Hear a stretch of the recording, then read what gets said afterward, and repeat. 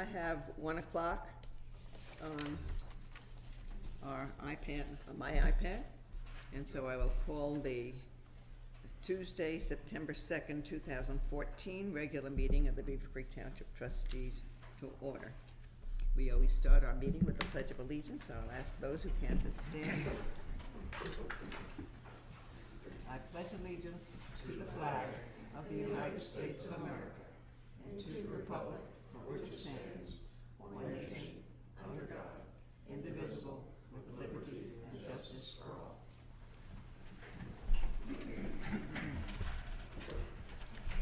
Okay, do I have any additions, modifications, or deletions from the agenda? Mr. Armour? I would like to request a special meeting. Okay, we'll put that down, okay. I put it under zoning. Thank you. Any other modifications? Yes, Board, I would like to add at the end of the meeting an executive session under 121.22 G2 to consider the purchase of property for public purpose. Okay. And I know you handed that to me.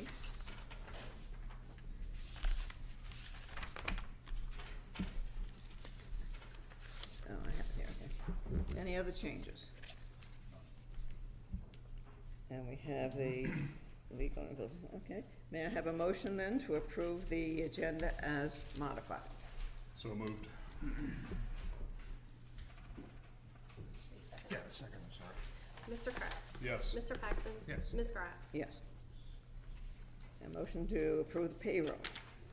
And make a motion to approve the payroll in the amount of $257,248.32. Second.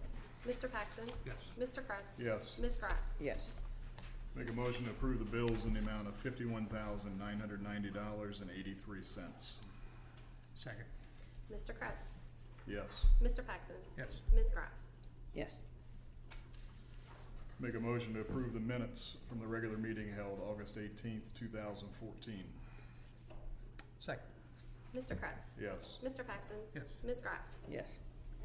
At this time, we have a pre-scheduled visitor, Mr. Bob Darden from the Beavercreek Township Park District. It's yours, Mr. Darden. Thank you, Carol. Thank you for the opportunity, trustees, to tell you about the levy that we're putting on the ballot here this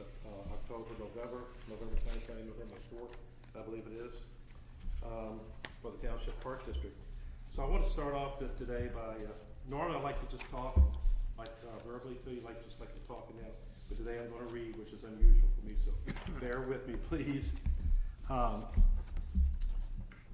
Give you a little tutorial on park districts. For those who don't know very much about them, and very few people know about park districts, how they're formed and how they're structured and who they report to, and et cetera, et cetera. So I want to start off a little bit by telling you about park districts. Per the Ohio Revised Code, the township park districts can be formed in two ways. The first way is the trustees may establish the park district, and in this case, the trustees oversee the district. Or there is another way that the voters through a petition process can establish a park district, and in this case, this is how the current park district was established. And in this case, the park district becomes an independent entity and it has taxing authority. The other way, it would not necessarily have that. The Beavercreek Township Park District was established in 1969 through the voter process. Its taxing jurisdiction includes all the properties within the township boundaries, to include any incorporated areas, such as the city of Beavercreek, several developments in Fairborn, a small part of Kettering. It basically has the same boundaries as the Beavercreek School District. Okay, as far as the levy will be voted on by the residents of the city of Beavercreek and Beavercreek Township, and portions of Beavercreek Township that lie within the city of Fairborn and the city of Kettering. Basically, again, if you get to vote on school issues, you get to vote on this issue. This issue is separate and distinct from the city's levy to provide funding for maintenance of their parks and recreational facilities, as well as the recreational programs it provides. The city levy is for 0.9 mils for a 5-year period. Our levy, on the other hand, is very separate and distinct. It's for 0.3 mils and it's for 1 year only. Again, 0.3 mils for 1 year only. The cost for $100,000 of property valuation for 0.3 mils would be $10.50. So I'm looking at my house, $200,000 house, I'm gonna pay $21 for this levy, for one time, 1 year levy. The purpose of the Park District levy is to provide funding to complete Phase 2 of Owens Place, which will result in an area full of observation platforms, tree houses, well-shaded natural areas, sensory tables, hillside climbers, and the like. Plans for this project can be found on the Owens Place website. As you well know, the design is universal and fully inclusive. Actually, the primary target audience is a special needs child, but children of all abilities will find this place exciting and fun. And a little bit of ad-libbing here off the script. Everyone I've shown the plans to, you know, think it's wonderful. And my wife is a pretty good critic, and she thinks will be a great place for kids. And I trust my wife's judgment. Operational costs to maintain the play structures will be provided by the Owens Place Committee. That is a 501c3 charitable organization that operates through the Greene County Community Foundation. Okay, I want to provide you some additional information on the project in the background as to why this is needed, how it's all come about, maybe some of the past history since the township has been involved with it, the city has been involved with it, the Rotary Club, the Lions Club, etc. The need for a recreational facility like Owens Place has been long-standing, but not until 2007 did an organized effort get underway with the founding of the Owens Place Committee, which I'll call the committee from this point on, and their alignment with the Greene County Community Foundation. In late 2007, the committee identified Victory Park as well-suited for the facility they envisioned, and after discussions with the Owens Place Committee, the Park District entered into a private-public agreement to bring this vision to life. The Park District would provide the land, and the committee would work to secure funding through donations, fundraising, and grants. Since then, the committee has raised or secured the funding that paid for the master plan for Owens Place and Phase 1, and the design and plans for Phase 2, the Treehouse Village. And this is again what we're trying to fund through the levy. However, the committee is finding that charitable funds and grant dollars are getting harder to come by, and this is leading up to a struggle. And please note that in requesting this levy, the board decided to place this levy on the ballot. The Owens Place Committee did not come to us ask us to do this. This is something the Park Board Commissioners took on their own to do. Where the board felt strongly that the needs of special needs kids required this action to move the project along. Otherwise, we were afraid it was just going to continue to drag and just take years and years to complete. And it's nothing worse than being late to need. Pod Designs grew up the plans for Phase 2 and projects it to cost $464,000. They have a very definitive plan. It's very well designed. I don't know if you can, you can see it at the Owens Place website. I have a copy with me today if you would like to see it. And they also drew up the cost estimates for all the lumber and labor. And the cost estimate came out to be $464,000. While there were compelling arguments that the board should consider additional phases as part of the levy, the board determined to stay in small with a well-designed plan and documented cost estimate was preferred. The board also obtained revenue information from the county auditor, who determined that a 1 mill rate would generate approximately $1.6 million per year, which meaning that 0.1 mills would bring in $160,000 per year. Imagine up the cost estimate to the projected revenue. That is $160,000 for 1/10 of a mill to the $464,000 we expected to cost. We consider two approaches. We could either ask for 0.3 mills for 1 year, that would bring in roughly $480,000, or we could ask for 0.1 mills for 3 years, which also brings in the $480,000. And after lengthy discussions, the board felt the community and special needs families would be best served by completing the project as soon as possible. With the one year period, Phase 2 could be completed in late 2015. Upon passage of the levy, the Owens Place Committee and the Park District will work closely together to make sure an outstanding project is produced. The Owens Place Committee will provide the funding needed for the upkeep of the structures, props that are used in the play area. We will continue the public-private relationship we've had since 2007 and show that the cooperation of both private and public organizations can achieve something remarkable within Beavercreek, as well as the potential to serve the greater Southwest Ohio region as a flagship park. More importantly, serving the recreational needs of an underserved group will finally be possible. We welcome any questions that you may have or any discussions today. You can also contact me at chairman@beavercreekparks.org. That's the end of the presentation. If you had a question, Mr. Kretz? I think you answered it. In the second half, this is purely the capital requirements for this project. Right. There's no operational, and No operational costs. that That's committee all. will carry that forward, and That's part of the Owens Place Committee commitment. and they are structured to be able to do that. They have an endowment fund set up for that part of the project.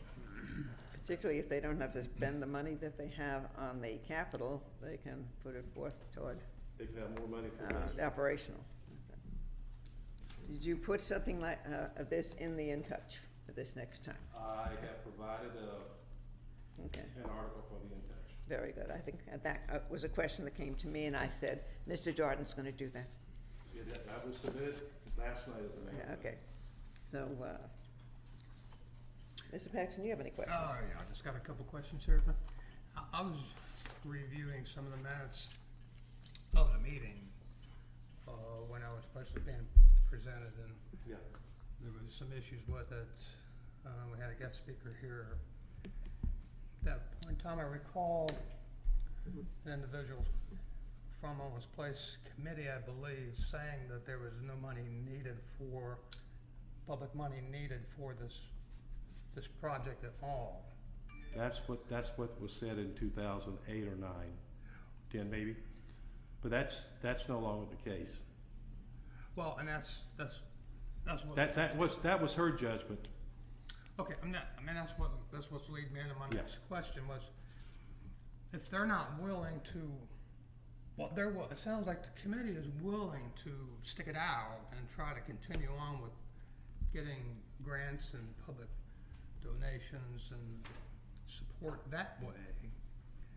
And perhaps it might have slowed down because the economy slowed down, but the Parks Board has determined that they're intervening here and moving in the direction of going to the public and asking for money to complete this. Well, there's a time when what the park board considered that based on our responsibilities as park board commissioners, Mhm. we felt like that instead of waiting for a long time to raise the money, we would ask for the money now. And I'm And just the public, curious. let the public decide if they want to fund this or not. It isn't, we don't look at it as being my decision or the other commissioner's decision. This is something we want to ask the community of voters to decide. And if they decide to do it, then that's fine. If they decide not to do it, that's their prerogative. Okay. And that's why the voters are out there to decide, not us. And I think I recall if there was gonna be, I didn't see it in here, a ball field or. Yeah, that's was there gonna be phase some 3. maintenance? That's a different, that would be Oh, a that's different being phase. another phase, okay. This is just, I don't know if you've seen the plans, Dan, but have you looked at this design of the plans and how this would look and everything? Has anybody shown you this? Have you looked at I've it? not seen that, no. Yeah, Well, I'll leave this with you. okay. And I guess my other concern is,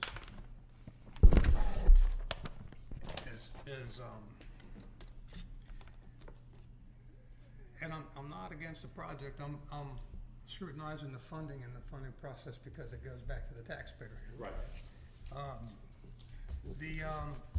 The maintenance, if the committee's having problems and we have to go to public to finish this project, phase 1, what makes us think that the committee's gonna come up with the funding to maintain the project? They have some What needs- funding now, but this is $464,000. Okay, You know, that's a tremendous amount of money to, for maintenance, we're estimating they're gonna put around, $50,000 yeah, away from that, so that should last a long time. okay. Well, let's just say that we started working into that, and then we're in a predicament now, we're right now, where we gotta go back to get funding to maintain this park, and to say we can't get it, say a levy fails. Where do we stand now with the responsibility of upkeeping that? Where does that, I guess, I'm looking long-term here, so if, Yeah, sure, and here's the way I look at it. You know, if we ask the people to support this and they do, and then if it comes along 10, 15 years from now, we need more operational funding to support it, yeah, and if we ask them if they will support it and they say no, then if I'm still around, then I doubt if I'll still be doing the park board, but if I was still around, then my action would be pretty plain and simple. Yeah. We just close the park. right. That's just simple as that. If you don't have the money, you shut things down. What else do you do? And that's right, because I was reading an article in the paper about the city and the parks, and one problem they're running into, they mentioned in this article, is maintenance on equipment and liability versus not maintaining the equipment, and the liability involved in letting the public use equipment that's not being maintained. So if that's the case, then I would just, it'd be a lot of pressure to keep it open if we can't provide the funding for it. That's all I'm getting at. You know, there. that's so far in the future from happening, in my opinion. I mean, I just give you my idea what I would do. I would close the park. I mean, that was Yeah. just, if the people that would say, if the people vote not to fund it, it's pretty simple. You close the Right. park, period. I mean, Well, I think that's we what I gotta would look, do. yeah, we have to look, we have to look in the future, because If you that's have- when our if you have people- problems, our financial problems occur, is in the future. Sure. Hey, it's just like Right in your now. house. When you can't pay your house anymore, you shut it down. I mean, it's Yeah. very simple. Yeah. I mean, all the other stuff that we can talk about, the what ifs, and to me are a waste of time. Okay. Okay. I had a friend ask me, and I don't know the answer to this question, if they asked if the park district had ever done a levy like this before, singling out one project, because they live in a neighborhood that has a city park, and they were like, hey, can we go to the park district, and then can we get our issue put before the park district? Will they come and put a levy on for us too? I don't, that's a. So I thought I'd throw that at you because I didn't have an answer for them. I'm like, I really don't know. Well, we have two parks that we're responsible for, Victory Park and Community Park. Now, Victory Park, which a lot of people think is part of Rotary Park, and really isn't. You know, it's one of our parks, and Community Park off Factory Road, which I think a lot of people think is a city park, is really our park. So those two parks we can do things for. As far as the neighborhood parks and how the city operates those, the city's gonna have to address that. I can't give them an answer for them. But for us, for our part, this is the first time I can remember ever asking for something specific. We've asked for like money in general before to do certain things, or we tried to consolidate the park district in the city and the township.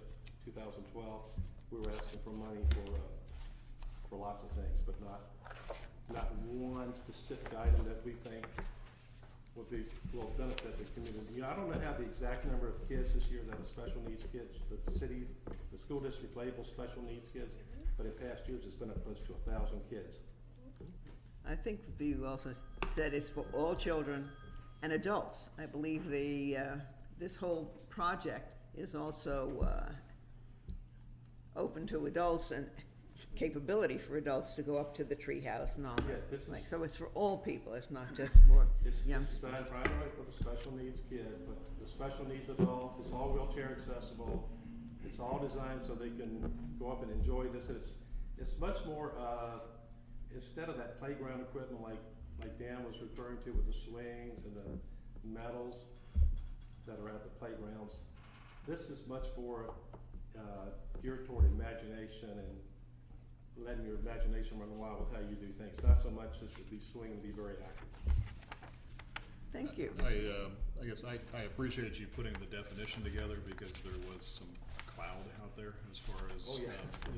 the perception of this versus the city's levy or things like that. So I appreciate you going to that and defining it.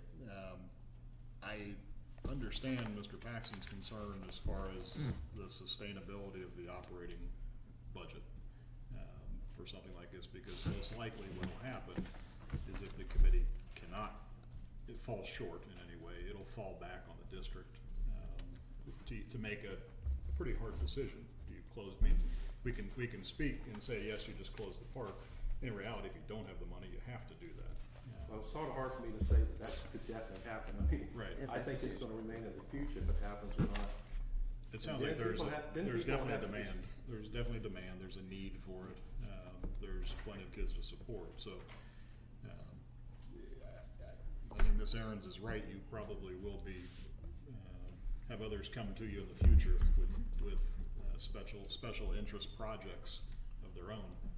I think that's fine if they do, I mean. And it's- at the end of the day, it does let the taxpayer decide. You either want it or not. The downside is if you fall short of operating money 5 years, 10 years, 15 years from now, that levy money is gone. That 480,000 is gone. I mean, that's something that the voters will have to consider in this, in the long run. What are gonna be the operational costs? I don't think it's gonna be that much for 10 or 15 years. After that, who knows? But if it proves to be worth its weight in gold, then maybe people will decide to do it. I mean, it's sort of the proof will be in the pudding of how well many people use it, how well they accept it. Lots of little different things go in there too. And the economic climate at the time of the levy, there's so many factors that we can't begin to predict.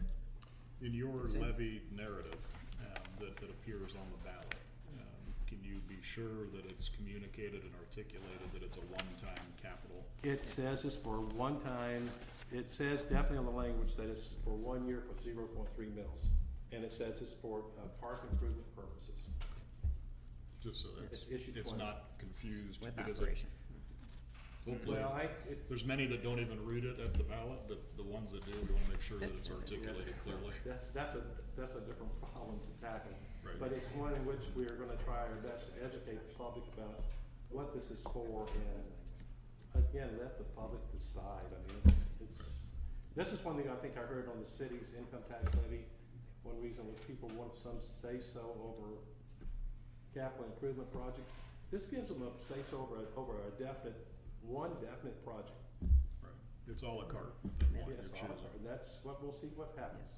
Which part of Kettering is still in There's the a little bit township? around Stonebridge, up in that area, right in there. Stonebridge is in the city, south of that's Walden, and that was actually, when Kettering annexed Walden, they are what do we call it? Self-contained township city, and they expanded those borders. So I believe that portion, although it's small, was taken out of the township, although not out of the school district, so it's weird. Yeah, and it was just a very small part. Right, it's a It may little be bit. just a small part of Riverside that's in here too, just a real small part. I know there's for the schools. Fairborn, the two And Fairborns. there's Fairborn has some, so it will cover those areas as well. My point there was it sort of comes, whatever the original boundaries of the township were I in know that. 1969.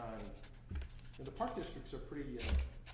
I mean, you know, once you get your grandfather in, you have a lot of rights in your own all the way through the whole. You're saying that if it's not even in the township, because the park district is defined separately, those park district borders don't change? That's an interesting process. Park district boundaries, whatever they were in 1969, don't Oh, change. then you can take in parts of Xenia too.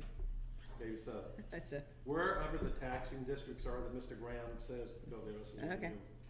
that's One interesting. last question, does the park district have any audit privilege or a voice on the Owens Place committee? I mean, do you have the ability to audit and verify that they have, I sat there as a representative from the park board, okay, and I could ask for that if I wanted to, or ask, Okay. was it Dave, who's the head of the Green County Community Foundation? Ed Mariner. Ed Merriman, I could ask him for that information, but I could get that if I so desire. But right now, they have some money in there right now, but not anywhere near enough to do this project. Thank you. Thank you for the opportunity, I appreciate it, and for the people that are looking on YouTube, I hope you will go look at the design and make up your own mind about the need for this project. Thank you. I have one more question. Sure. Just going off of what Mr. Kretz mentioned. So as a park board, will this levy be in Xenia Township as well? Will it be a? Wherever the original boundaries of the township were in 1969, Oh, and the township park district was formed. so, okay, oh, the Beavercreek taxing Township, district of the all township. right, For this. for this project, Yeah, okay, for this okay. It's all right. very- All park district projects.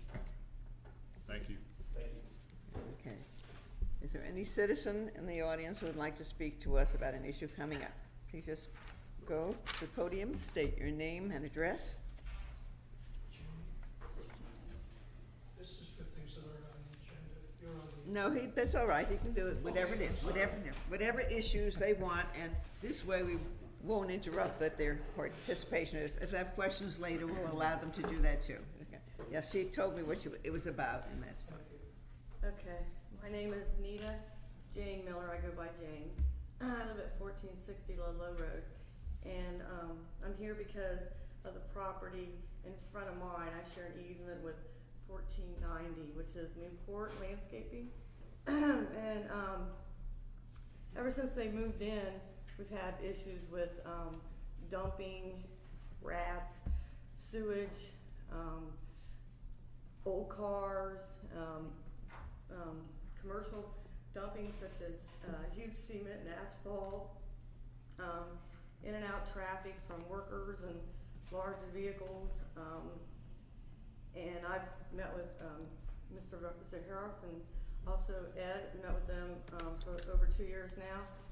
My property, this is what my property looks like when you go back, but when you get to the property in front of me, which I have to pass every day, these are just some pictures, I can pass them around if you want me to, of what I have to go by every day to look at, of the dumping. And he's running a business there, it's a landscaping business. I've had the health department out there because literally we've had rats. I've never had rats on the property ever. I have a barn with horses, but I've never had rats until the last couple of years. Literally one was in front of his barn, and I went by every day and took a picture of it as it deteriorated. They wouldn't even pick the rats up. They have a swampy area in the front that is worrisome to me because it's caused West Nile for my horses and me, of course. I had the EPA out there because of old tires, and they were dumping antifreeze on the ground. One of the dogs died from the antifreeze that they were dumping. 2 of them got really sick. Old cars without license, truck beds, tons of large concrete, large asphalt, old run-down buildings, truck bumpers, trash throughout the property, truck plows, trailers, tires, landscaping pavers, and landscaping items throughout the property. He's running a business in a residential area. Lots of dumping of mold, salt, rocks, concrete, and asphalt, tons of that. It has decreased my property value, and I'm sure it would have surrounding properties. My mom sold her house last year, and it really went low. It's environmentally problems with the dumping and obviously the water, standing water, as well as health issues with the rats. And also the running of a business also decreases property values on the property. We have personally talked to Mr. Newport about this years ago, and he would clean it up a little bit, and then it would just get worse, and it's been an ongoing problem. And that's when I reached out to Alex a couple years ago, and I've been working with Ed because there's just nothing been done with the property. And honestly, if I wanted to sell my property, I couldn't sell it for what it's worth with this, because you have to go buy all this to get to my property. And so it is a big concern for me. It just gets worse. Thank you. Is there anyone else who'd like to speak to this issue? Okay, you just want to agree with what she said then? I just wanted to make sure she could stand up. Oh, okay, well, that was nice about you, okay, and as Mr. Armrine said, he's going to be bringing this up in a little bit as one of our action items. Okay. And if you would like to add at that time, you will be welcome to do so. Okay. We don't have any old business on the agenda, no new business on the agenda. Mr. Zaharieff, controlled bow hunting. Thank you, Board. It is that time of year again for our controlled bow hunting program. In your packet is a draft policy for the rules and regulations for the 2014-2015. Notable changes in the policy from the previous years is obviously the dates of the bow hunting season. And those are September 27th through February 1st of 2015. The other notable thing is the area. As discussed in the past when we were looking at the purchase of our new parkland off of Indian Ripple, there was a discussion on expanding the policy to the wooded area of the park that we just purchased on Indian Ripple Road. Other than that, there's no significant changes to the policy. If the board would expand it and want to expand it to the new park as is in the draft policy in front of you, this would allow a total of 6 hunters as opposed to 3 in the previous years. 3 would be picked in the lottery system for the fairgrounds area, and 3 would be picked for the Indian Ripple area, for the total of 6. There's been up and down since we started this program. I think last year was the largest amount of harvest deer, which was 3, and that was off the fairgrounds property. Okay. Any questions, comments? I had one question, and this is purely from the new guy, so apologize. Yes. Is there a reason why we, if I understand correctly, we have, if we base it off of fairgrounds, we have 3 permits that we issue for September 27th to February 1st, and that's 1 season per hunter, correct? Is there a reason we haven't broken that up in the past into 2 seasons to allow 6 hunters? No, it was the original, when we did the original draft, it was each trustee would pick 1 person for the entire. Last year we switched it to a lottery system where we drew out of a hat. So it's always been consistently since the policy was started. If there's some interest to break the season in half, that would give the citizens more of an opportunity, more citizens. Now we have 2 opportunity to parks, get so into there'll the be parks. double the number of hunters anyway. I think part of the rationale was the logistics and be able to getting the hunter set up and organized, and rather than split the season, that was just mechanically. It could be done. We discussed it and decided that maybe it would just be easier and cleaner. And this way, with the 2 parks, we'll have 6 opportunities. I had a question though. I understand why we have to change a whole lot of this, adding the new park area. And it says that the fairgrounds is 44, same number. Why do we put specific dates in there if it's going to be an ongoing process every year, rather than putting in dates set by the state of Ohio for open bow hunting? The only change between the dates and times from what ODNR puts out when their committee gets together and votes on the season, we limit just the time a little bit different Okay. to our parks. The dates are the same. The time is a little bit different. But this makes, if we do it this way, then every year we have to revisit it and adopt it just for the year. Yes, that's right. Okay. To go back to something that Mr. Kretz brought up is in the past 2 years, the 3 hunters that were selected work together. There is an access, and they get issued a key, and they share the key amongst themselves. It's not through the township. They don't drop it off, and then the next hunter comes to pick it up. So there was a lot of cooperation between the hunters the last 2 years on times and when they were going to be out there. It was just an observation that if you wanted to open it up to more people in the Yeah, same that's- period, you could split into 2 seasons, so. Absolutely.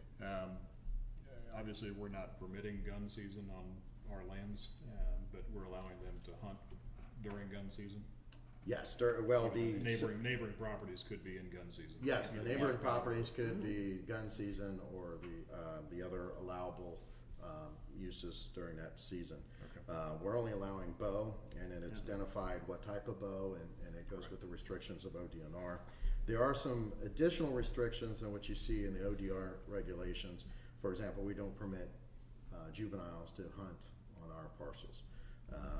They're allowed to be present with an adult, and we had one last year where the son, who was 14, did go out with one of the hunters just to observe, but they're not allowed to hunt on our parcels.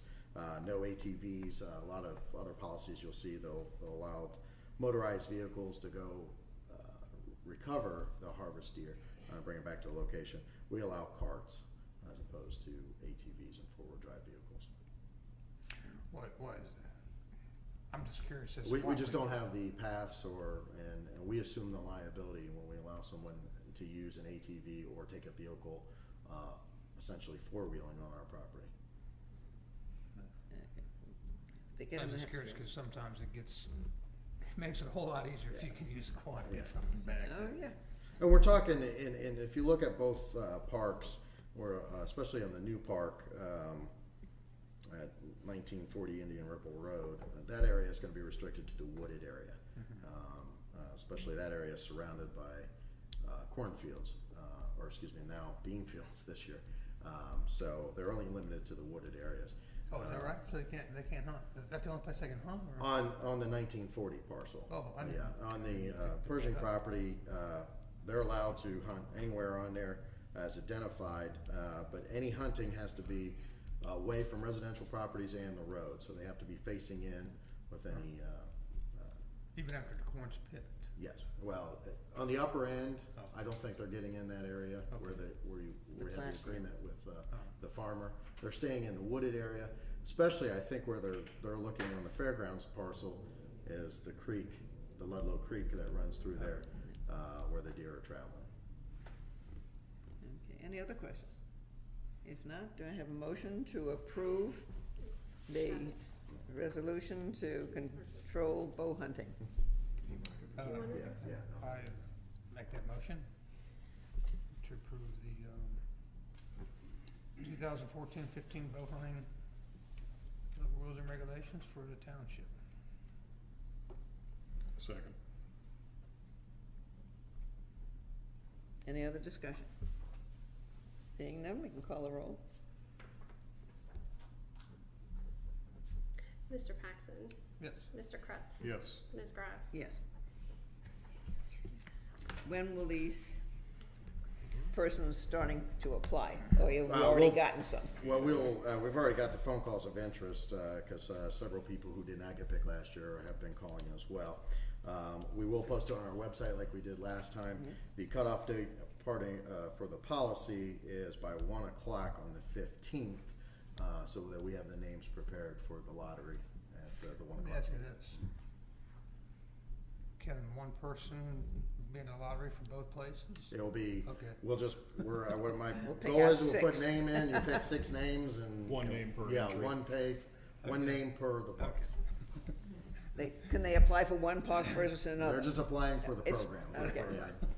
So And they we assign may which want to be park. at the Indian Ripple Park, but they may end up at the Fairgrounds Okay. Park.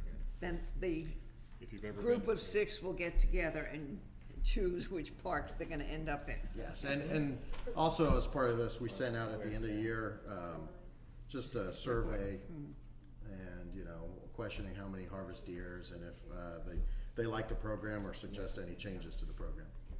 if you've ever been to a duck blind auction at Caesar's Creek, it's quite the spectacle. We are not gonna do that. Thank you, Board, that's all I Okay. have for today. Thank you. Mr. Gustafson? Hi, good afternoon. I actually don't have anything for the agenda today, but I did submit my bi-weekly report. If you have any specific questions, I'd be happy to answer them. Any questions? I had on you're working with Dr. Grice.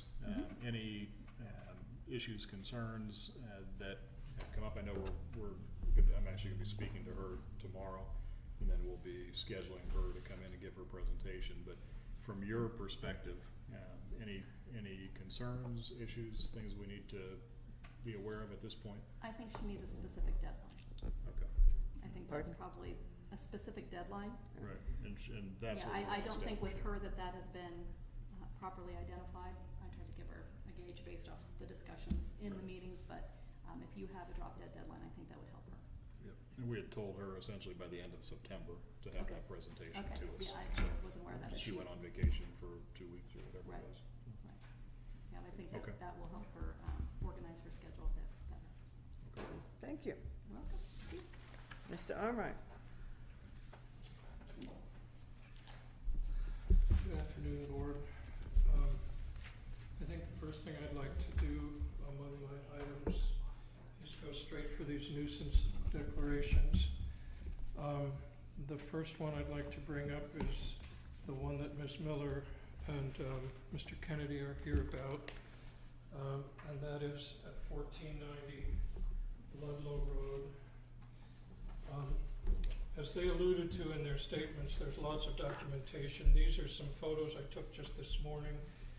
And you'll note, there's I miscited the Ohio Revised Code chapter that covers nuisances, so I'll have to reprint the resolutions for distribution. The correct code citation is 505.87, not 519. This particular case has a long history of attempts by the township, by the Greene County prosecutor, and by our own legal counsel to contact the owner of the property and it's always been a two-pronged effort. First of all, to induce the owner to get in here and apply for a conditional use permit. The property is zoned agriculture.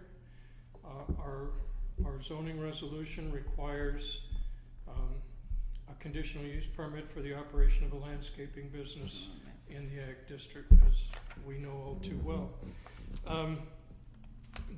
He has never responded to those missives. The correspondence goes back to at least July of 2012. There are letters in here from, as I said, Greene County Prosecutor's Office, Mr. Sertic, Mr. Zahariev, Ms. Long, and now myself. The response so far from Mr. Newport has been nil. He has not chosen to respond to any requests for meetings or action on his part. So, as I said, two-pronged. First is the operation of an illegal business. Our nuisance, the paragraph in our zoning resolution that covers nuisances indicates that the operation of an illegal use can be declared a nuisance by the Board of Trustees. And that's fortunate, I think, in our case, because otherwise we'd be left to pursue the dumping and the debris. I have, in addition to the pictures you have there, I have lots of other documents, other pictures. I have pictures of the rats and so on. And I'm not sure we want to go there right now, but it's more than that. It's more than simple disrespect of the property and the neighbors. It's also operating an illegal business. So because that's covered in our nuisance ordinance, our nuisance code, I decided that we might as well pursue both the operation, the illegal business operation, as well as the cleanup of the property. What I saw this morning, in addition to the pictures you saw there, was a second pile of concrete debris, including a bumper, a tire, and other stuff, and also a junk vehicle, an old International Scout, which I was unable to photograph because it's obscured by weeds and so forth. So all of these conditions exist. Today, efforts to date have been unsuccessful in getting any response from the landowner. I believe that this is sort of after 2.5 years of effort, this is kind of a last resort on our part to try to get some action. What a nuisance declaration, as you know, will allow is for us to direct, after 7 days, to direct township personnel onto the property to effect the cleanup. And I'm not exactly sure, I'll ask Dawn this question. If Mr. Newport hasn't come in for a conditional use permit for the business in that time, what the next step would be. I'm not exactly sure whether that would be to Fairborn Municipal Court or what, but we'll have to work that out within the next 7 days. This isn't our area, as Ms. Miller mentioned. It's a residential area versus agricultural? It's zoned agricultural. Okay, so it's an A area. The uses okay, which is not. The surrounding uses are largely residential, but the zoning district is agricultural, and our code, our resolution is explicit in saying that landscaping businesses are conditional uses in the ag district. To the point too, if you go on Mr. Newport's business website. He lists his address today at 2791 Dayton Senior Road, which is a fictitious address. If it That's why that existed, was it on would here. be, if it existed, it would be across the street from the high school. Okay, that's why this, That's why you put this we were up. questioning why I was this, wondering why this map was there when it's not where the property is. And I included that map as an illustration that that address simply doesn't exist.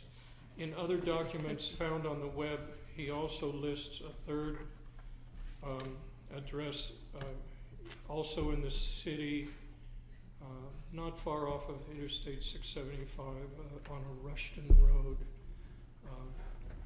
which is a residential subdivision. And I've driven past it, I see no signs, no equipment, no. And you can see in that photo that I took this morning that there are numerous pieces of equipment that you would normally associate with a landscaping business. And though it's difficult to see, in one of those photos behind the barn, you'll see a trailer with a sign on it, and Newport. if Newport's landscaping, right. There is a piece of equipment that identifies Newport's landscaping on that property as of an hour and a half ago. So, that's my advocacy on behalf of the declaration of a nuisance. I have a couple of questions on. From what we're seeing, from both sets of pictures, what's being dropped here is construction debris.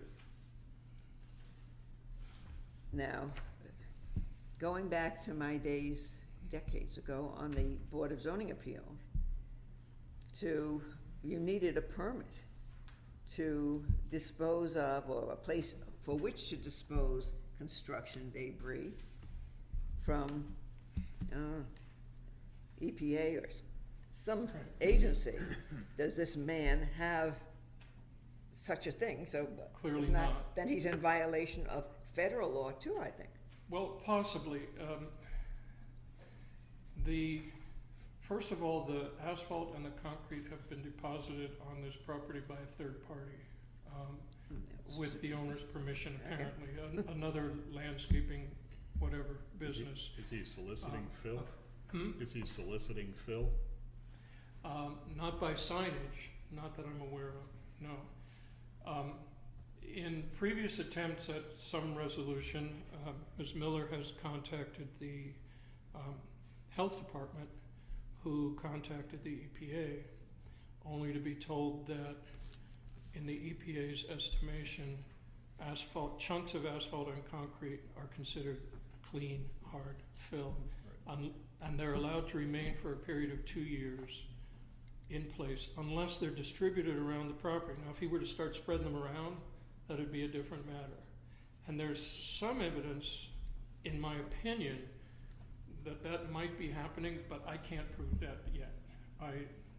There are new pathways cut through the wooded area of the property that appear to have been used for the distribution of some of this debris, but I'm not prepared to say that that's definitively the case, so I'd rather not touch that one right now. Okay. What action do you want us to take at this point in time? If the board would be so kind simply to declare the property at 1490 Ludlow Road to be a nuisance by reason of,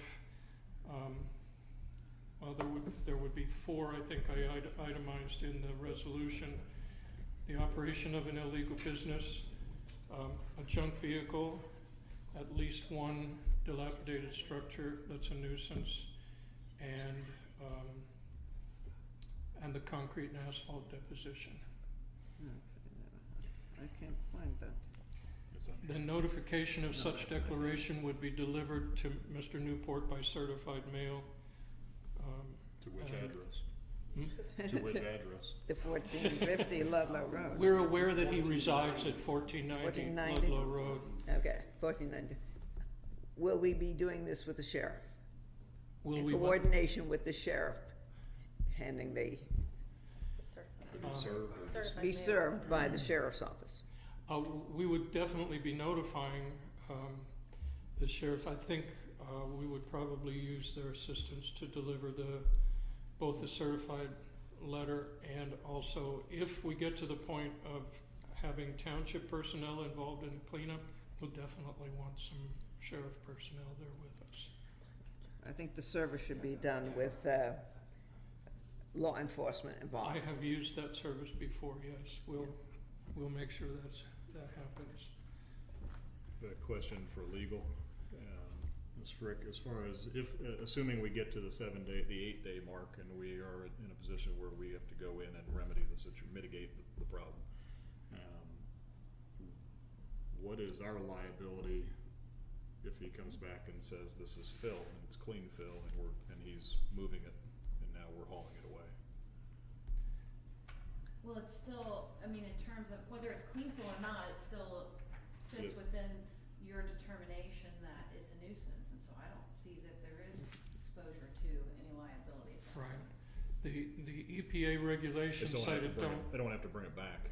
If No, he they says it was don't only here nullify 6 our months. nuisance declaration, and in fact, the fill, clean or not, is part and parcel of the operation of an illegal business. So it kind of makes that a moot point, if it's there illegally in the first place. I have a question. What are we gonna do with it, Tim? If we haul it out of there, where are we gonna put it in? Are we gonna dump it and pay to dump it and then charge them the It gets It's assessed assessed- to their property access to the tax. property? So Yeah, we but- have a place to put it and it's not gonna be down there in the back. Are they current on their taxes now? Just out of curiosity. As far as I know. Up to date on there. I neglected The to last- check. I neglected to check. The that last this time I morning. looked at it, they Yeah, were. but that hasn't been an issue, although it is noted that in checking, doing as much checking as we could, it was almost a Yes, year they ago. paid. We discovered that his business license had been suspended by the Department of Taxation for failure to file a return. So, but that's not my battle. So- Is there any signage that we erect at the property to identify it as nuisance, that it's been determined as a nuisance? Our resolution doesn't call for any, that doesn't mean we couldn't put a sign Yeah, up. such as like our mowing signage that we would put up. I don't know if we do that. We could establish such a sign relatively quickly. Okay, so I have a motion to adopt such resolution. I'll make a motion to declare the property at 1490 Ludlow Road owned by Ronald and Letitia Newport to be a nuisance per se due to open accumulation of waste materials, a dilapidated structure, and the use of the property for an illegal purpose. Greene County, Ohio, parcel ID number B0300200410004800. Whereas Ohio Revised Code Section 505.87 grants authority to boards of township trustees to require maintenance of private property appropriate to the zoning district, and whereas Beavercreek Township zoning resolution Article 19.09 asserts the authority of the township to declare a property to be in violation of the zoning resolution and to declare the nuisance per se, and whereas zoning administrator has found that said property, number 1, contains at least one dilapidated structure, number 2, contains open storage of sundry automotive and household trash, number 3, contains asphalt and concrete construction debris, and lastly, is being used as a professional lawn care and landscaping business without a required conditional use permit. Whereas previous attempts by township personnel, township legal counsel, and Greene County Prosecutor's Office to effect compliance with the zoning resolution have been ignored by the owners. And whereas adequate notice of this meeting was published in a newspaper of general circulation, as well as mailed by certified mail to the owner of subject parcels. Second. Discussion, good. Mr. Kretz? Yes. Mr. Paxton? Yes. Ms. Graf? Yes. Now therefore be it resolved, the property at 1490 Ludlow Road, Xenia, Ohio, 45385 is hereby declared to be a nuisance, and be it further resolved today that if the nuisance conditions, including the use of the property for an illegal purpose, are not abated within 7 days, the township shall enter upon the property and abate the nuisances. The owner of the property shall be invoiced the true itemized cost of the abatement. Failure to pay said cost within a specified time limit shall result in the charges being certified to Greene County Auditor for collection with property tax. resolutions then.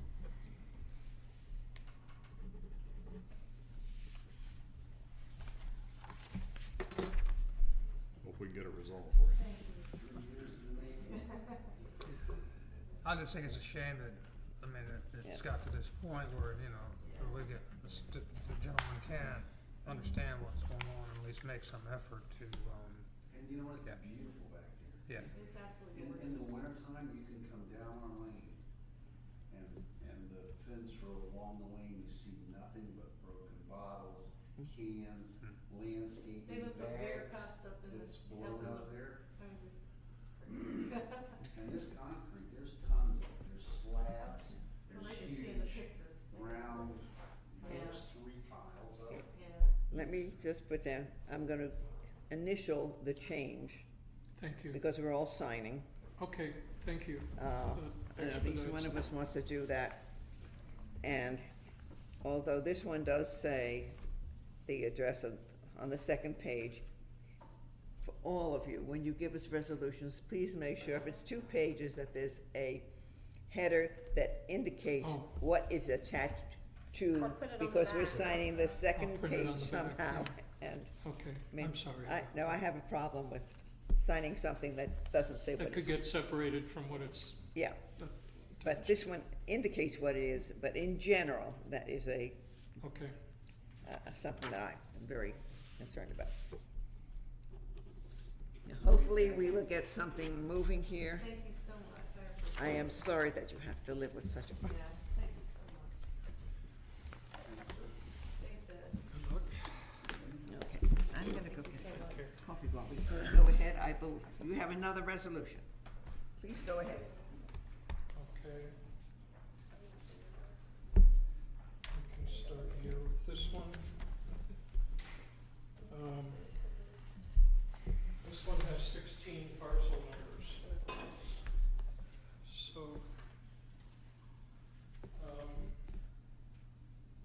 Has he mowed any of the 16? I was just through there over the weekend to look at this. Have any of them been mowed or attended to?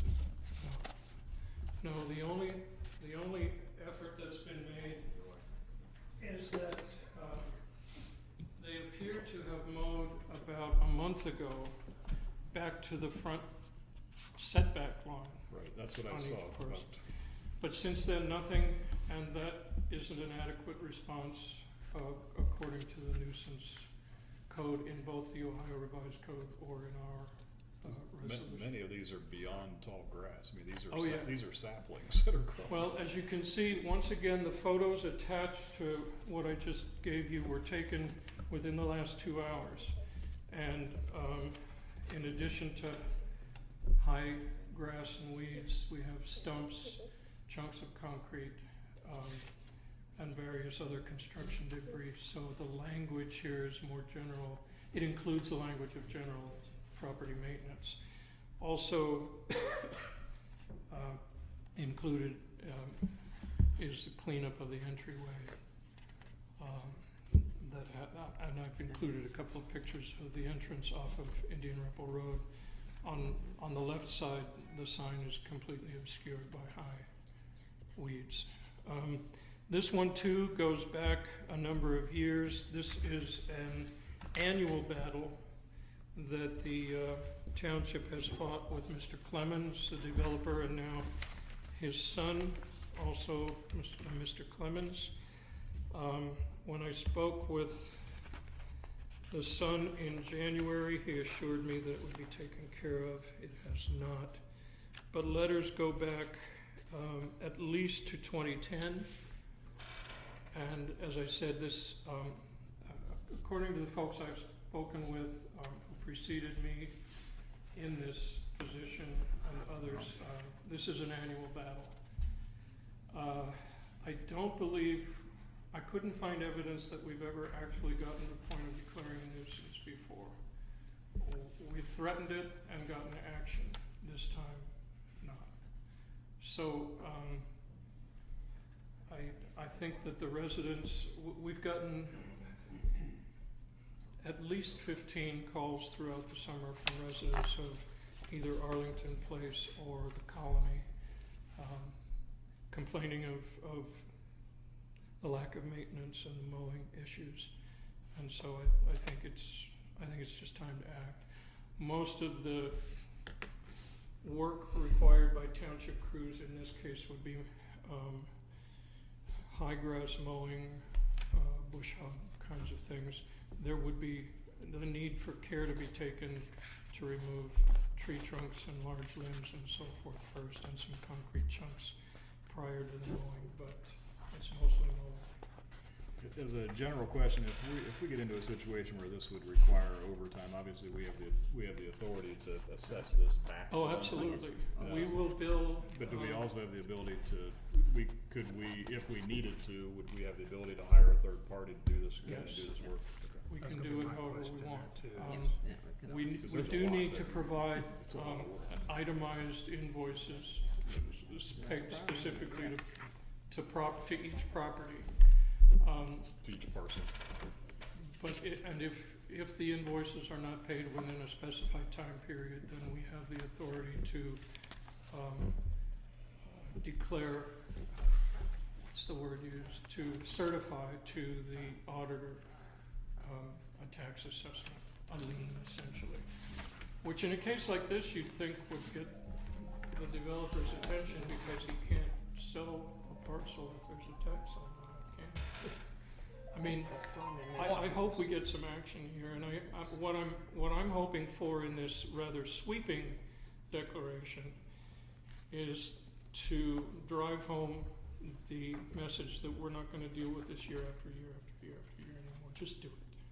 It's way less expensive for you to mow than to go through this every year. So I want that to be a truth in his mind. I guess my question would be, what would be acceptable? Mowing, you know, the stumps remain there, the trees remain there? Does it have to be cleared off, ready to build, or And is there a contract? the stumps and logs need to be removed. Okay. Construction debris needs to be removed. And that's in their covenants too, as well as in our resolution, although we don't enforce the covenants. He's in violation of his own, of regulations that he wrote for himself. But yeah, I would So anticipate that being cleaned up before the mowing. Some might be mowing, others might be more than that. Right. So just a combination of all the above, so to speak. Okay. It's On the- my sense that there are maybe 4 or 5 of those 16 parcels that need additional work beyond the mowing. Is there a way to get an estimate on what it would cost this individual if we did this and then assess this property? Maybe that would motivate him to do it himself. I could do that with probably some help from Mr. Parks or contacting a private contractor. Money always motivates people. If he sees it's gonna cost this much, he might. I would say at this time of year, everything we're talking about now is either in the evening or on the weekend, Yeah, which is gonna involve overtime. okay. Do have a couple of questions here. It could be a while before you get the money back too. Well, that's, Yeah.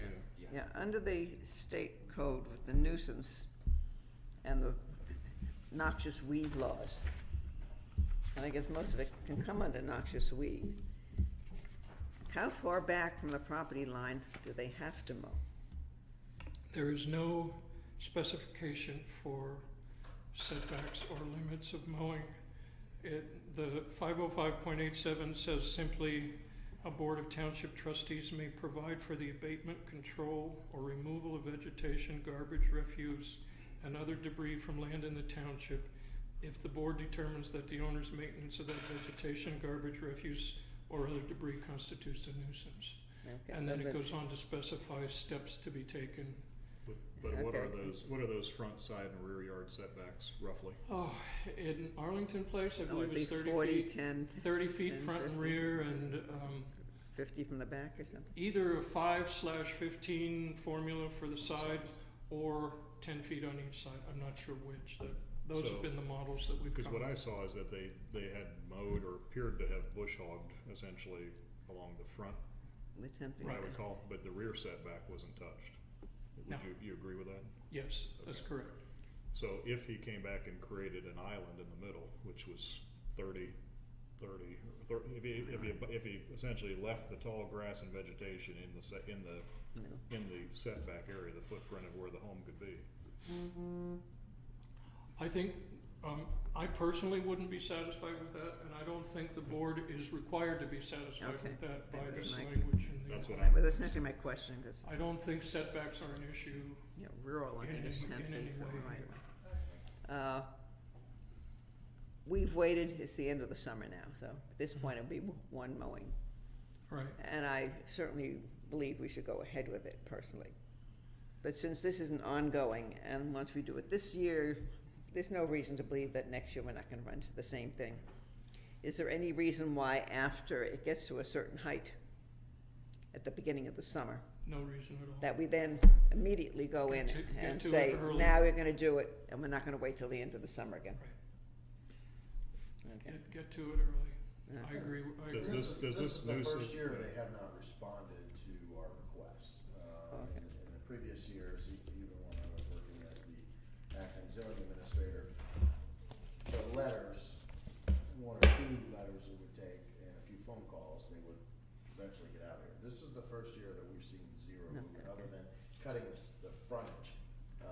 They didn't do the whole parcel. I mean, so they had to bring the equipment out to do that. They just did the front thinking that would be satisfactory to the township.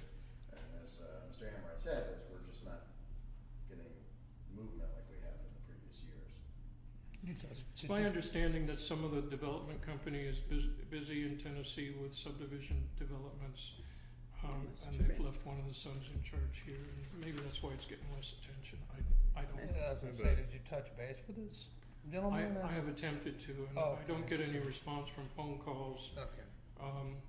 Presumably, the little bit of mowing that has been done was in response to my first Okay.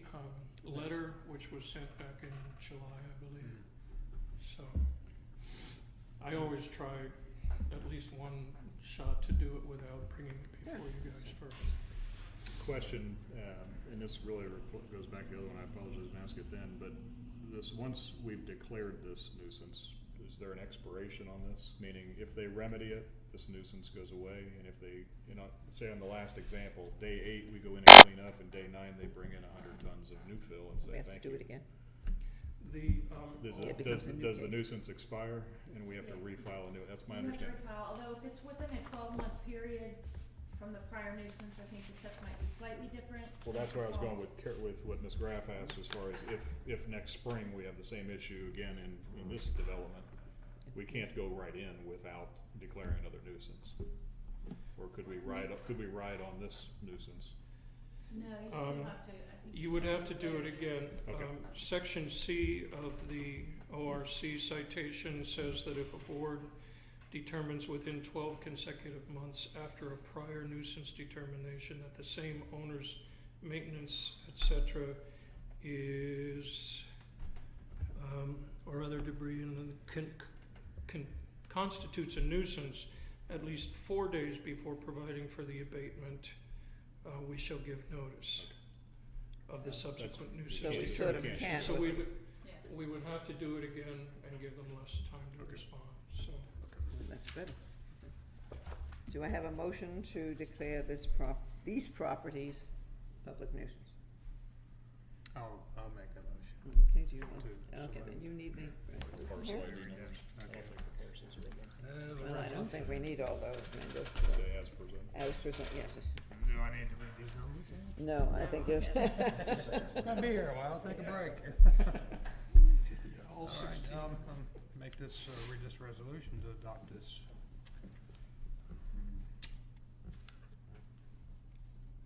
Motion, I guess, to declare certain parcels in the Arlington Place and Colony subdivisions to be nuisances per se by reason of lack of mowing and other required maintenance. Whereas the Ohio Revised Code, section 505.87 grants the authority to the Board of Trustees to require maintenance of property appropriate to the zoning district. And whereas the Beavercreek Township zoning resolution, Article 19.09, declares the authority of the township to declare a property to be in violation of the zoning resolution and declare a nuisance per se. And whereas the zoning administrator has found that certain undeveloped properties, list of parcels and tax maps attached here, in the residential subdivision zones known as Arlington Place and the Colony remain in a condition that is a violation of both the township zoning resolution and the legal covenants of the subdivision.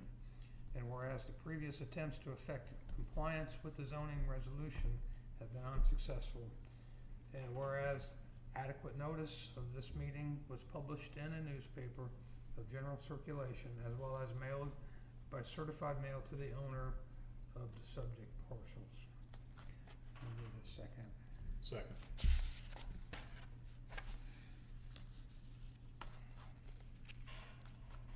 Call the Jimmy vote. call, I'm sorry, Yes. Mr. Kratz, or Mr. Paxton, Yes. Mr. Kratz, Yes. Ms. Graff. Yes. Okay, be it therefore resolved that if the nuisance conditions are not abated within 7 days, the township shall enter upon the properties and abate the nuisance.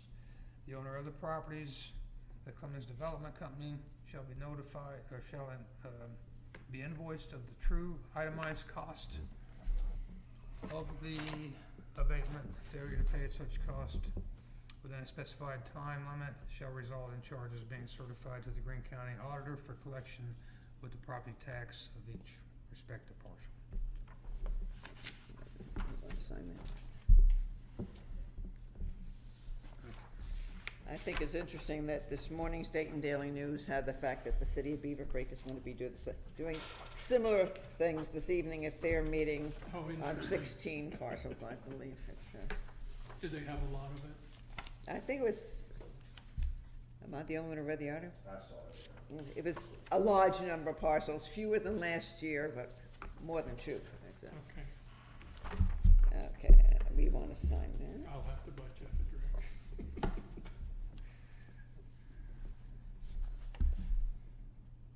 The part of zoning that we all love most.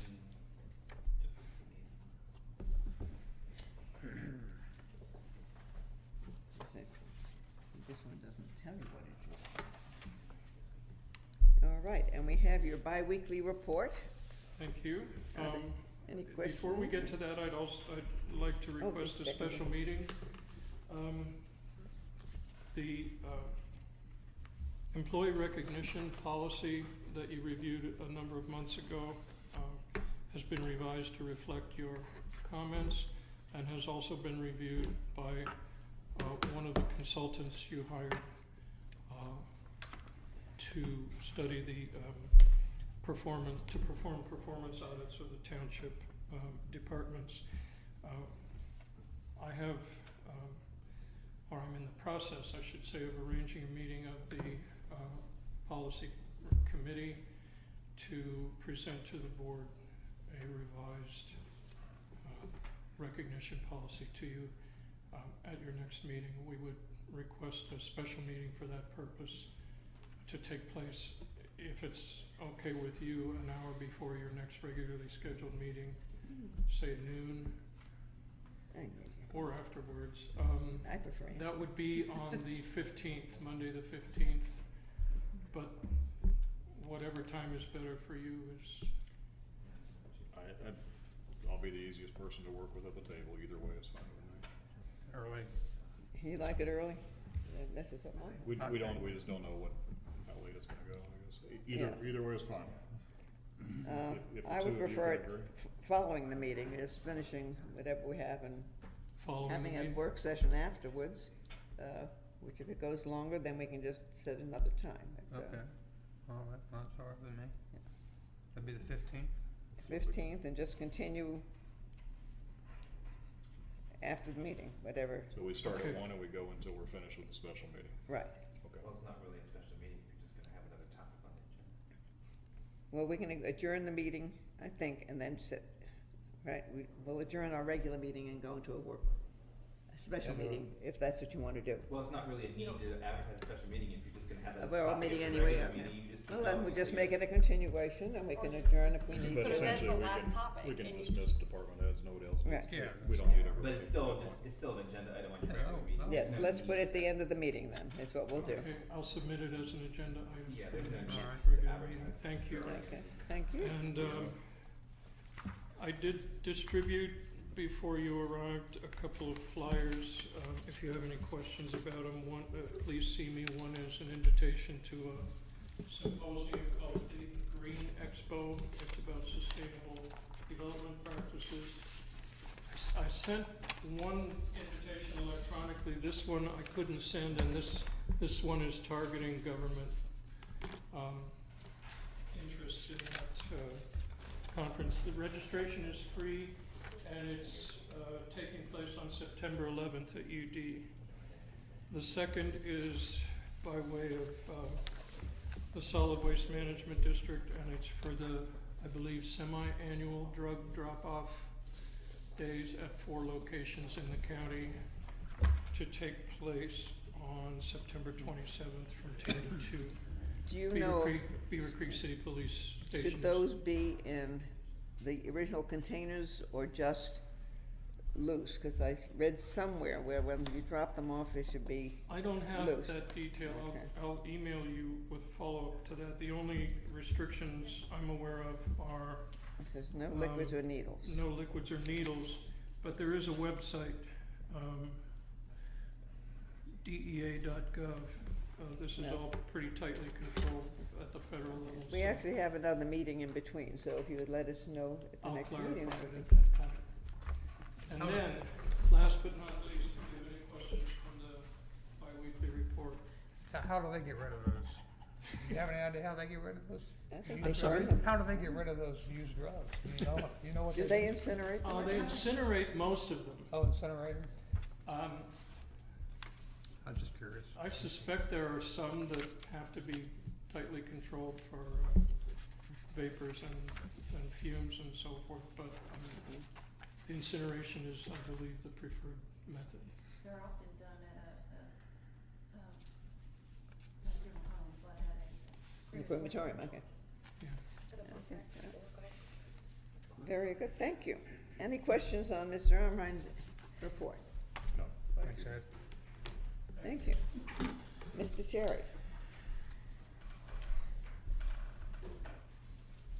Welcome back. Thanks, and good afternoon, board. Got, one purchase request for Big the tent. agenda today.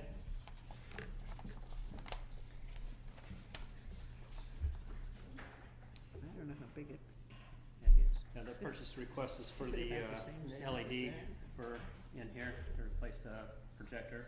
It was budgeted for last year for this year's budget. Improve significantly the ability to be able to view PowerPoint slides. We use it for training So videos. it's replacing that? Yes, ma'am. Okay, that gets you. Yeah. We went and looked at several different models locally and with the distance from the board's desk to the wall there, the 8-inch was gonna be about the minimum size that we would use in order to be able to see the font, the text and everything. That was gonna be my question, is from here to there. Yeah, you'd be fine and we'll be, they'll Any access problems? it. You shouldn't have any problem if you have a presentation or want anything projected up there through the computer, you'd be able to use the mouse and keyboard from your location up there and Up here. Would we be able to use it up here? A if you laptop had and a mouse? something, if you had a presentation or something you It'd have wanted to to be put on up there. there, you'd be We able could do it to, up here and then. you'd have, yes, you could use the keyboard and mouse from there.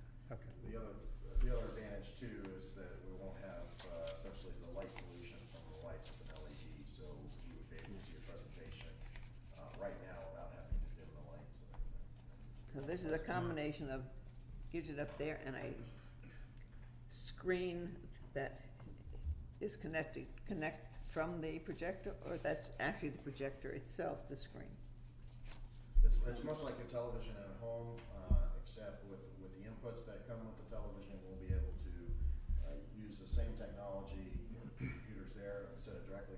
projector, it'll go directly from the computer To the screen. podium to the screen. Okay. So Okay. it's There was almost like this- a computer monitor, And a just much wireless. bigger. They were just replacing Well, we have that, the- that goes away, and that connection that would normally be there goes right to the screen itself. Correct, it's, well, Okay. just like the, Alex said, it'd be a monitor. We also have, it's wireless, all the new sets are wireless. It could access YouTube or any other channels that, we might need to, or any website wanted to go to. Okay. I'm just trying to get a visual on what 80 inches would look like up there. How big, yeah, How how wide big is is that? 80 inches? How wide is that? Is it as big as that It's about, screen? or- with the horizontal measurements, it's about 6 inches in from each side there, and probably about 2/3 the height. So if you can imagine, about 6 inches in on each side from the white part of the screen there. And you change the font on it and all that stuff. You can and, zoom in and change the font. Anything you Close it can in. do on a PC, you'll be able, it's just a monitor, so. you Because can that do it. is difficult to see sometimes up there. Mhm. It's, Yeah, especially but when you put numbers up there and things. It'll be helpful for training and stuff too, that's, if the fire department has ride-alongs or videos that they need to show anybody. I'm sure it'll get, Will they get be having, utilized. will they be having one of those in the training? Well, we're not doing the training room. They're saying if they do We're training not here, that would currently, be valuable. that wasn't budgeted for, but that might be something to look at. Okay. Okay, any more questions on that? I'm not a proponent of it, but go forward from there. Okay.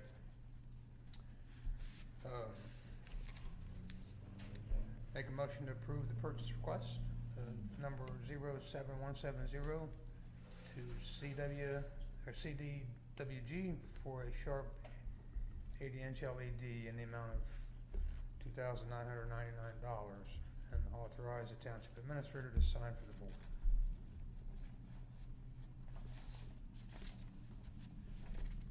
Second. Discussion? No. Mr. Paxton? Yeah. Ms. Graff? Yes. Mr. Kretz? No.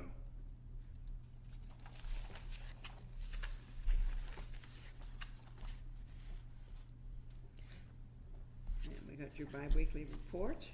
Yes, ma'am.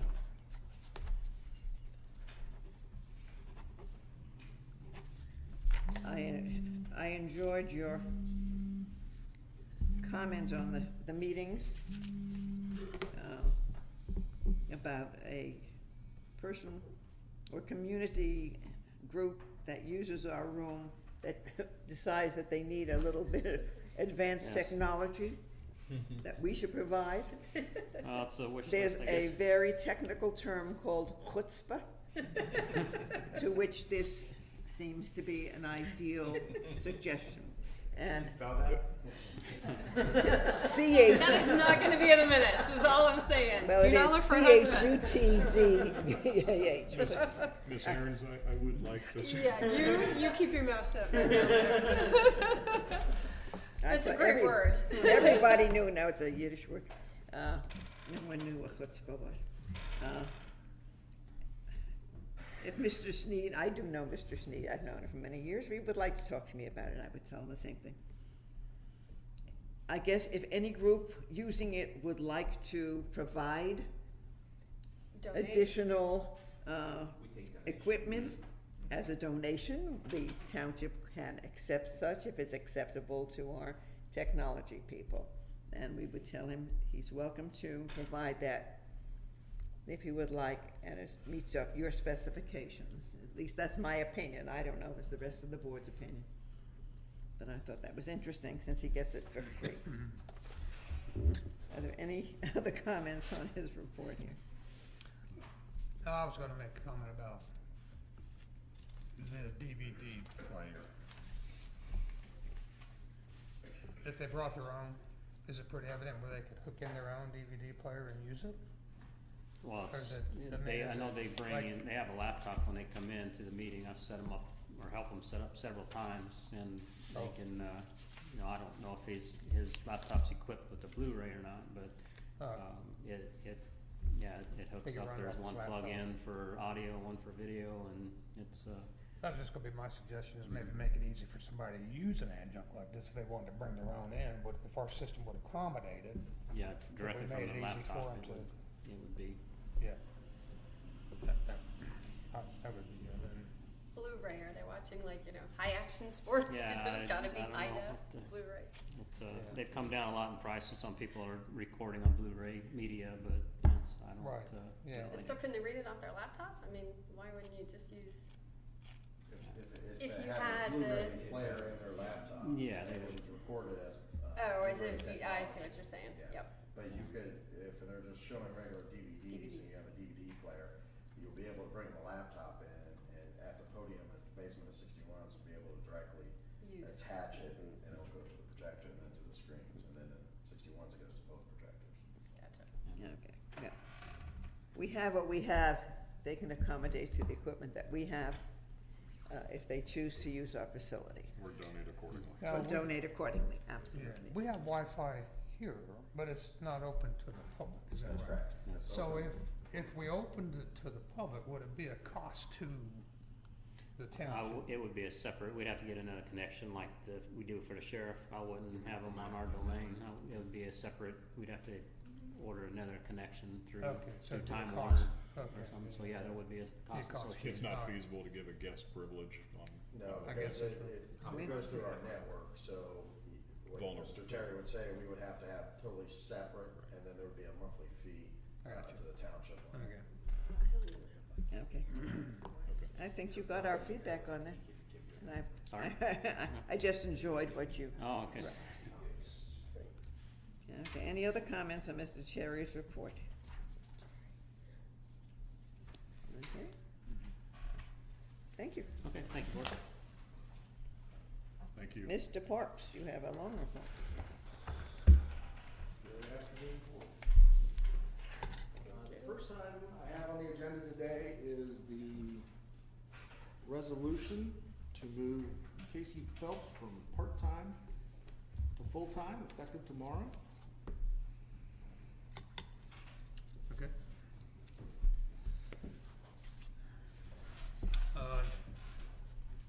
Resolution. Whereas the Board of Trustees of Beavercreek Township, Greene County, State of Ohio, move to approve the hiring of Casey J. Phelps as a career full-time employee in the Beavercreek Township Road Department, starting effectively September the 3rd, 2014. Second? Mr. Paxton? Yes. Mr. Kretz? Yes. Ms. Graf? Yes. Thank you, and I'm sure he will thank you when he sees you. To follow up with that, I would like to advertise on our website to backfill his 1,500-hour position, if the board is okay with that. Sounds like you have a lot of mowing to do. Are you going to fill it at one point you said you were going to wait for the performance audit. I'm gonna fill the 1,500-hour position until the Okay. performance audit's over, because currently I still have another full-time position open, but I wanna see okay. how that comes out and all the other factors that we've discussed over the year. Based off of our Right, okay. report from the I, lab. I see no The problem not 4.7 to and- permit him to go out and advertise on the website for the 1,500. This You is have to a- replace the 1,500, Yeah, Right. which was a stopgap until the performance audit, which we have that piece of the audit. Right before the levy came in, so. Which we need were- to keep us exactly where we are now. You lost a Well, actually, full-time, you're I'm moving the short. 1,500 to the full-time, and you'd like to replace the 1,500. We're not adding an additional employee to modifications. the empty slot. With Okay. certain It's keeping- addition in personnel. No, I know, Okay, exactly. it's not changing where we are now. And you feel you're sort of at a minimum, is that? to What's get- what's the typical cycle time when you go out and advertise? You post that opportunity for how long a period of time? Actually, it's gonna be until filled, and I've already had some interest in the position, Okay. somebody that's looking. I think somebody stopped down and saw Ms. Gustafson today. Looking. Okay. I mean, I would suggest actually putting an end date on that, because if you get somebody that's qualified, that meets the minimum qualifications, the day after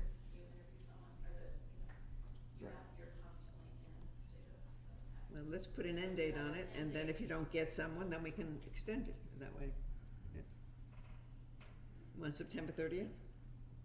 How about September 13th? September 13th. is That way I can bring them back to the next meeting. Bring it to the next. Okay. And this is on the web is what you're doing it. Is Well, that I'd all like right to with put you, it on Mr. the web. I Chris? haven't put it out there yet. Essentially, all you're doing is trying to make yourself whole. You've taken your 1,500 and converted to full-time, and now you want to backfill the 1,500 so That that is you're, correct. you're at the same minimum staffing level It'll be up to me. from there Correct. forward, which we did determine that from a maintenance standpoint, that we may need to maintain that minimum staffing level that we currently had, when Novak presented a few weeks ago. Correct. So we're not looking to increase that level, we're looking just to stay whole at that level. So That this is- does not impact, any other function. This 1,500 hour person, what role do they fulfill? Actually mowing, they help with street repairs, Day to day? Whatever. you get. the day-to-day operations. Okay.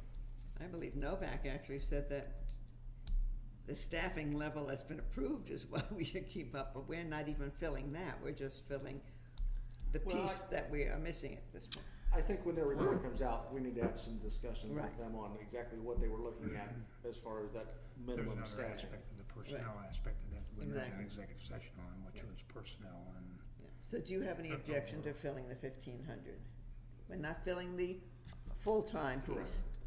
We just, you had one full-time empty.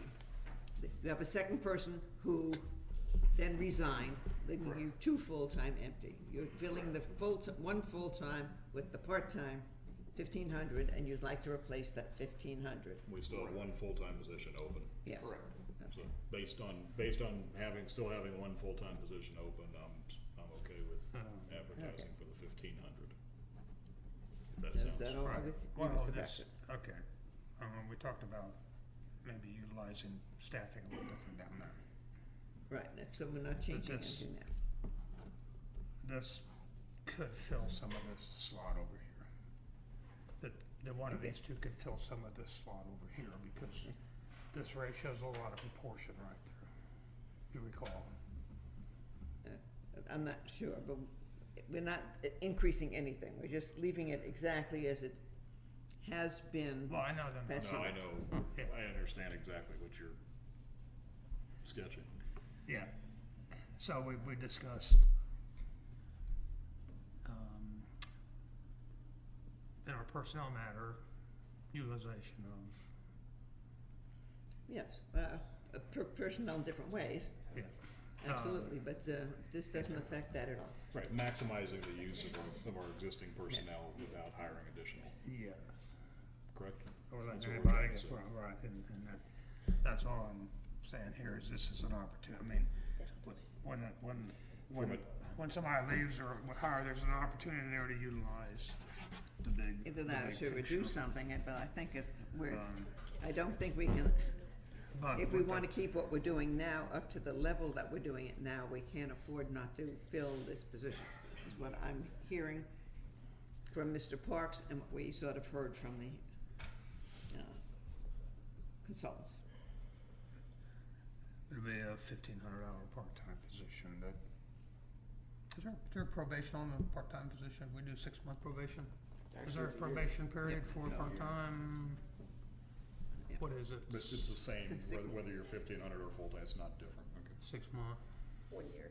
1 year. 1 year? Okay, so I'm okay with it, you're okay with it. What about you? Let's advertise for it till the 13th. Yeah. Okay. We need to have some discussion before the 15th Yeah, on that subject. I think. So maybe we should be I would having a say, special you meeting know, on the yeah, 8th. I would say you can go forward with looking at it, but I wouldn't make any promises to anybody. No, it's gotta come back before the board anyway. I mean, like, I know what you're saying, but promise. Well, he's not, yeah, what you're asking for is to be able to go out and Take advertise, take applications, determine if you have a credible applicant or not. If you have them, weed them down to one, I'm recommending. and then bring a recommendation back to the board. And I'm in full support of that. Okay, all right. Okay, so you have our consensus. Go ahead and post it. Bring it. I would say if this is an individual you are familiar with or you know. No, actually, he was Okay. referred to me by Mr. Little. Okay, Oh, okay. all right, that's all. For purposes of communication during these interviews, are we, I mean, I think Tim needs to have a little bit of directive on what to tell the applicants. I mean, if we're interviewing for an open position, then we have certain communications during the interview process.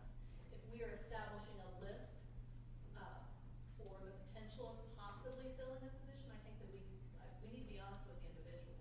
Or if it's temporary, it's Right. sounding, Yeah. you guys are talking in.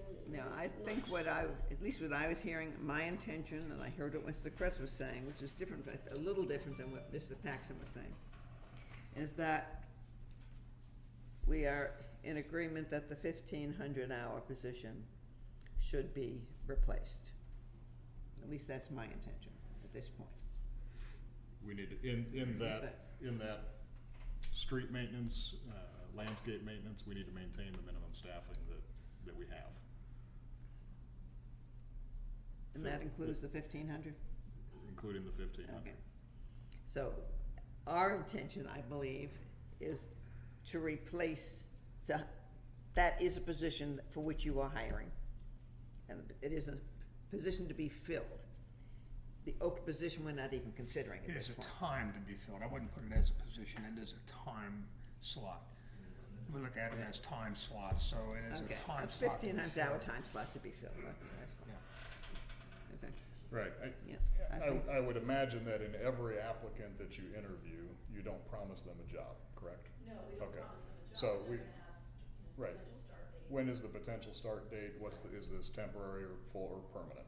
Those are the questions that would normally be asked. And so the anticipation is that this would be a permanent 1,500-hour position that would not have any possibility of converting to full-time.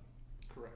So, Well, even may though, not. but I think if you present it that way, then you haven't misrepresented yourself.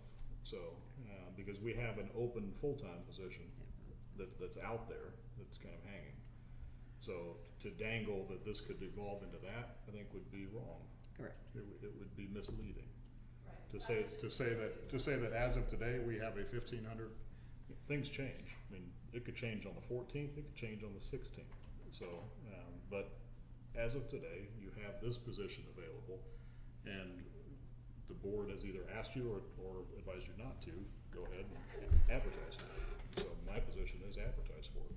Yeah, there you go. Yeah. Did I articulate that? I think Yes. so. Okay. We have hours we need to fill, and right now we're looking at our options to fill it. Right. Okay. You have your go-ahead. Yeah. Anything else from Mr. Parks? Yeah.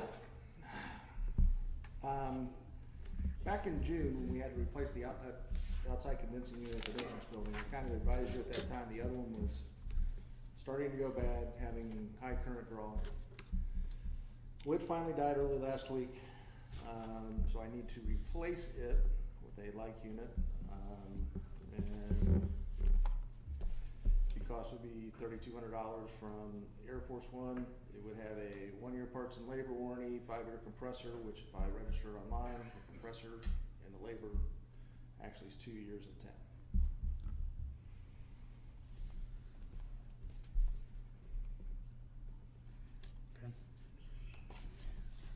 I make a motion to approve the purchase request 00324 to Air Force One for a replacement outside condensing unit in the amount of $3,200, and to authorize the township administrator to sign for the board. Second. Mr. Paxton. Mr. Kretz. Yes. Ms. Graff. Yes. And the next two items on your agenda are in regards to the replacement bridge between the Phillips Park and Rotary Park. This has kind of been on our hit parade now for almost 2 years. To the point we actually had to take the steps off the old bridge to keep people off of it, because they kept trying to cross it. As this process moves forward, there's some stuff that needs to happen. One of them is a floodplain development plan and bridge location plan. so that it can be turned in, and all this information was in your packet. It can be turned into the county floodplain administrator. Hopefully he accepts that plan, otherwise it's a heck of a lot more work to try to get it to replace the bridge. We think we can do it with just the $3,900 quote from Costler Engineering. But if not, I'll have to come back to the board and ask for an additional, I think it's $3,500 to do a bunch of different kind of calculations with the Corps of Engineers and all that to get it done. But our hope and goal is that this first plan from Costler will be able to get us to the point of we can turn the application in and he can say yay or nay. Okay, so 3,900 is just for the plan, hopefully that will pass. The floodplain administrator. And then we can go ahead with the bridge afterwards. Yes. How long has that bridge been closed? It's been closed for 2 years. And out of probably the biggest complaint we get in the parks is the bridge is closed. And when are you gonna replace it? Is that the bridge that the cross-country team would use to go across and It was originally built, my boys? yeah, it was originally built by as a Boy Scout project Yeah. back probably 15 years ago, before we had all the floodplain rules and regulations. There's nothing on file that, That's gonna be my question about Yeah. what was there before. So Yeah. it's, okay. and it actually probably 10 years ago, in one of the big heavy rains, Moved it in. it washed that bridge downstream, and we rebuilt it. We use a figurative term. Back in its original place we moved the footings out a little bit. But now over time it's deteriorated, being made out of wood, and it became unsafe. Because the bank's undercutting the stairs where the stairs were, so we just shut it down. It's been shut down for probably about 18 months. And that goes over the Beavercreek? Yeah, it goes over to Little Beavercreek, and then it'll take you back into Rotary Park, into our section back there. And you'd be amazed how many people walk between the two properties. That sits fully in Phillips?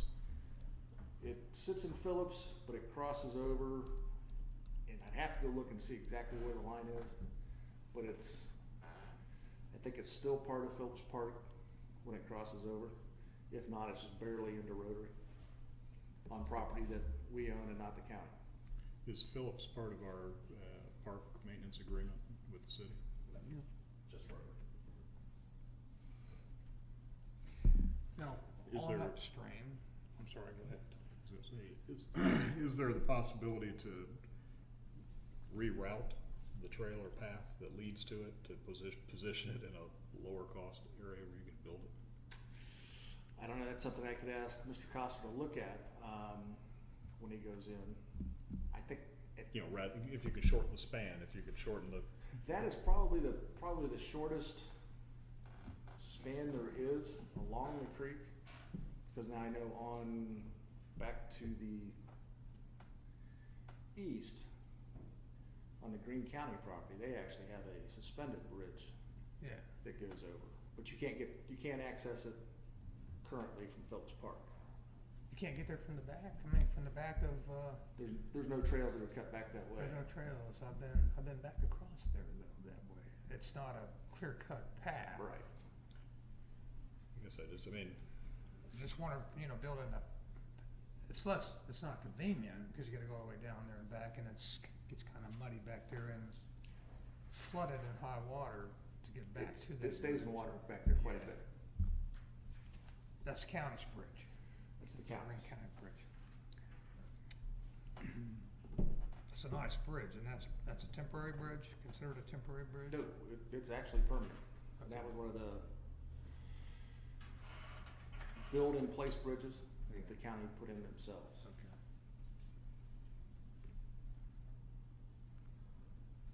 Yeah, any further discussion? And this is something that is of advantage to the citizens who use our parks. Okay, do I have a motion to go ahead with the study by Mr. Kostler.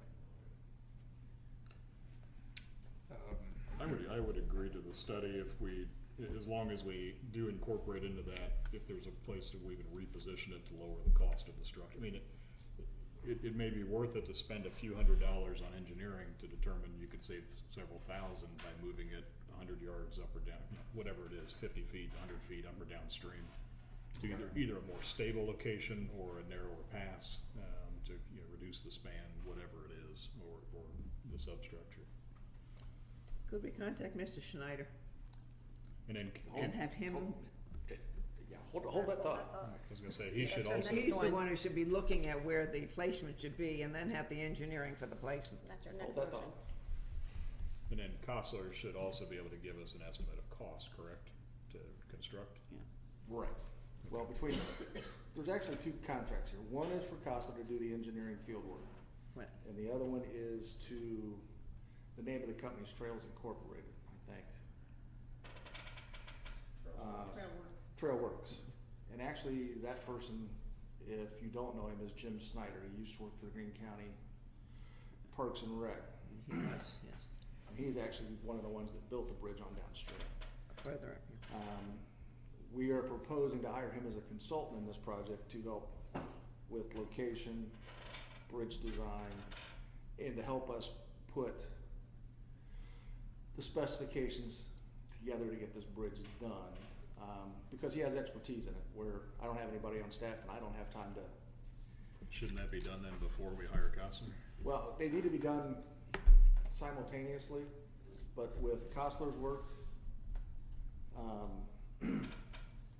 we're gonna instruct him that him and Jim need to work together and come up with a location that best suits our needs. If it's move it upstream, 100 feet or You know what I'm downstream. trying to accomplish, I mean, it's just, it's pretty simple, is there a way to make the bridge smaller, at lower cost? Right, That's and all. that's one of the things And Jim still will be get able to people answer. across the creek. But these two kind of need to work concurrently, Okay.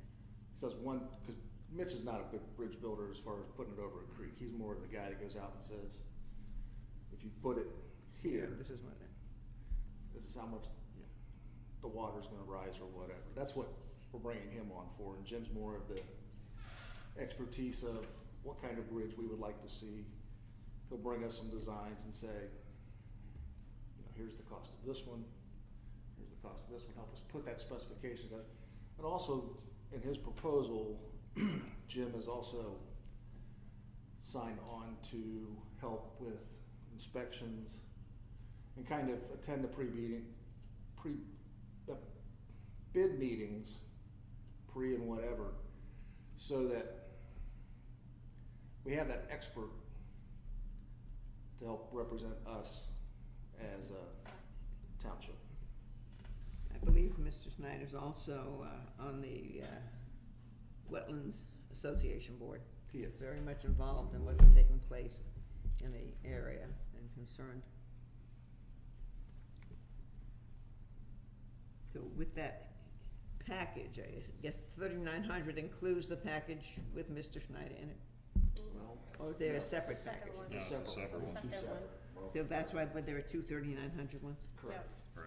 To get us in preparation to see if we're at the place where we build a bridge, if we build a bridge in the proper place that it should be, and when it gets Or- process of being built, it's monitored to see it's done properly. Or tear that one down and Have no bridge. say, find your own way down to the one on the county. Which would be a shame, because like I said, that connector between those two parks is used quite a bit, and a lot by the schools. And just a normal day, foot traffic So- back through there is immense. Any more questions? Does that bridge have a name? Does this bridge, besides saying it No, it connects doesn't. Phillips and Rotary Park, I just wanted to know. Does it have a name? Okay. No, but we could name it if you would like. For the minutes, I was just wondering, if there was a name, I would use it. If we have someone who wants to underwrite it, we would give them There you naming go, rights. donations. Naming rights to the bridge. As long as it's not the bridge to nowhere. I'll make a motion to approve the contract and purchase request 00326 to Kostler Engineering floodplain development plan and bridge okay, let's start this over. Make a motion to approve the contract and purchase request 00326 to Kostler Engineering for floodplain development plan and bridge location plan in the amount of $3,900 and authorize the township administrator to sign for the board. Second. Mr. Kretz? Yes. Mr. Paxson? Yes. Ms. Grant? Yes. Now, on the second consulting contract, legal had some concerns. One was the amount of insurance that he carries, which is $500,000. It's kind of like professional insurance, like we just hired. Is that E&O? That's his E&O insurance or errors and I'm omissions? assuming that's his E&O, and my biggest concern with most of the contracts I've seen since I've been doing this have been $1 million. And so I wanted you all to be aware that his was $500,000. And while I think that's probably sufficient, I wanted to make sure that you all are aware, because in the past, everything's been $1 million that we looked at. But even though it's different, you're saying it's sufficient? Yeah. And if we would move forward with hiring a contractor to do the bridge, that's where I think we would kick in the $1 million and be an additional insured. Right. Because at this point, whatever we ask him to do, that cost is gonna be passed on to us, above and beyond the $3,900. You're paying for an opinion, essentially. Yeah. Yeah. Make a motion to approve the contract and purchase request 00327 to Trail Work Inc. Is it still pending legal advisor? Yeah, I think we have a couple little. Pending legal advisor approval for technical consulting services in the amount of $3,900 and to authorize the township administrator to sign for the board. Second. Mr. Kretz? Yes. Mr. Paxson? Yes. Ms. Grant? Yes. And I am more than happy to answer any questions on my biweekly report.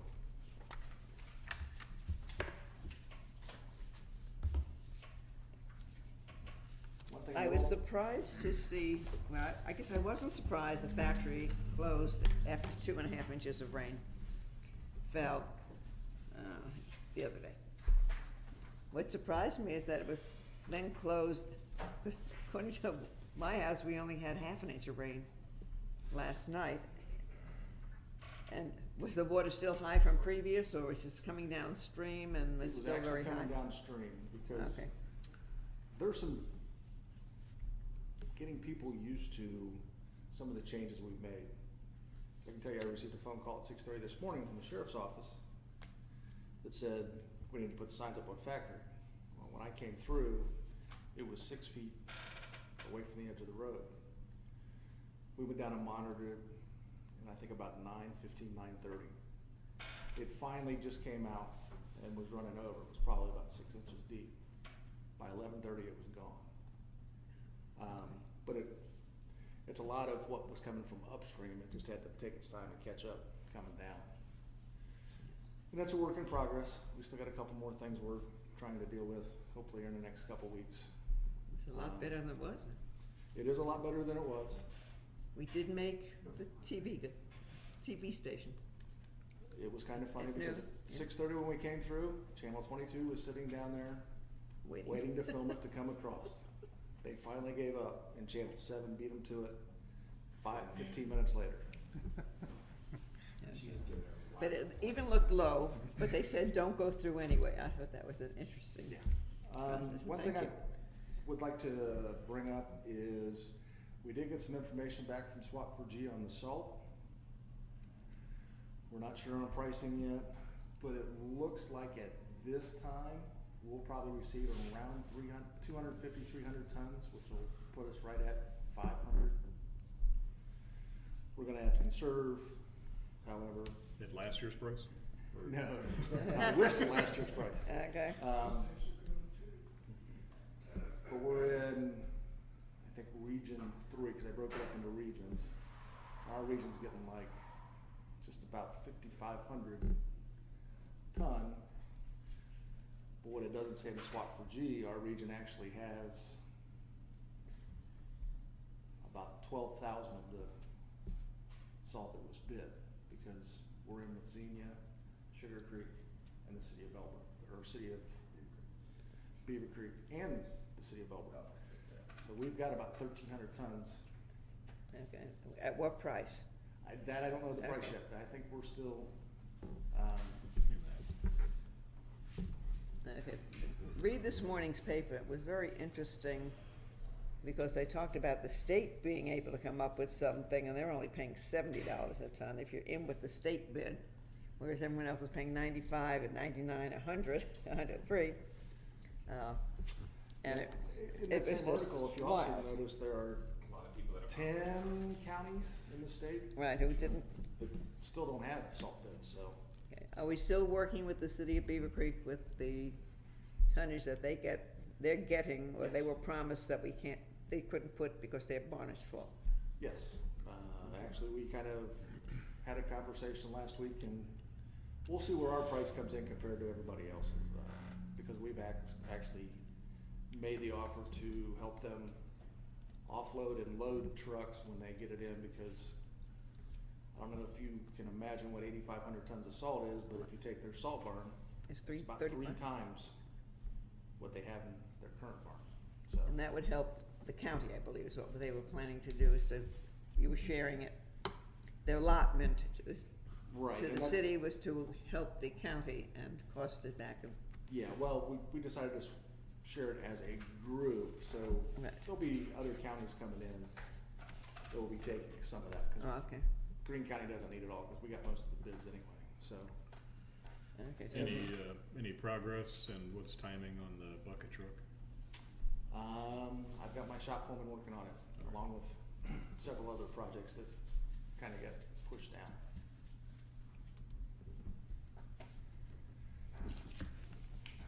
Anything else? That's it, thank you. Thank you. Chief Annenboss. Good afternoon, Board. Have just a few items for you today. The first is a simple motion. It's a request to authorize the Township Administrator to sign an updated Business Associates Agreement with Med 3000. This is not a contract for service. This is actually a HIPAA requirement, since Med 3000 does handle some of our protected health information for Beavercreek Township.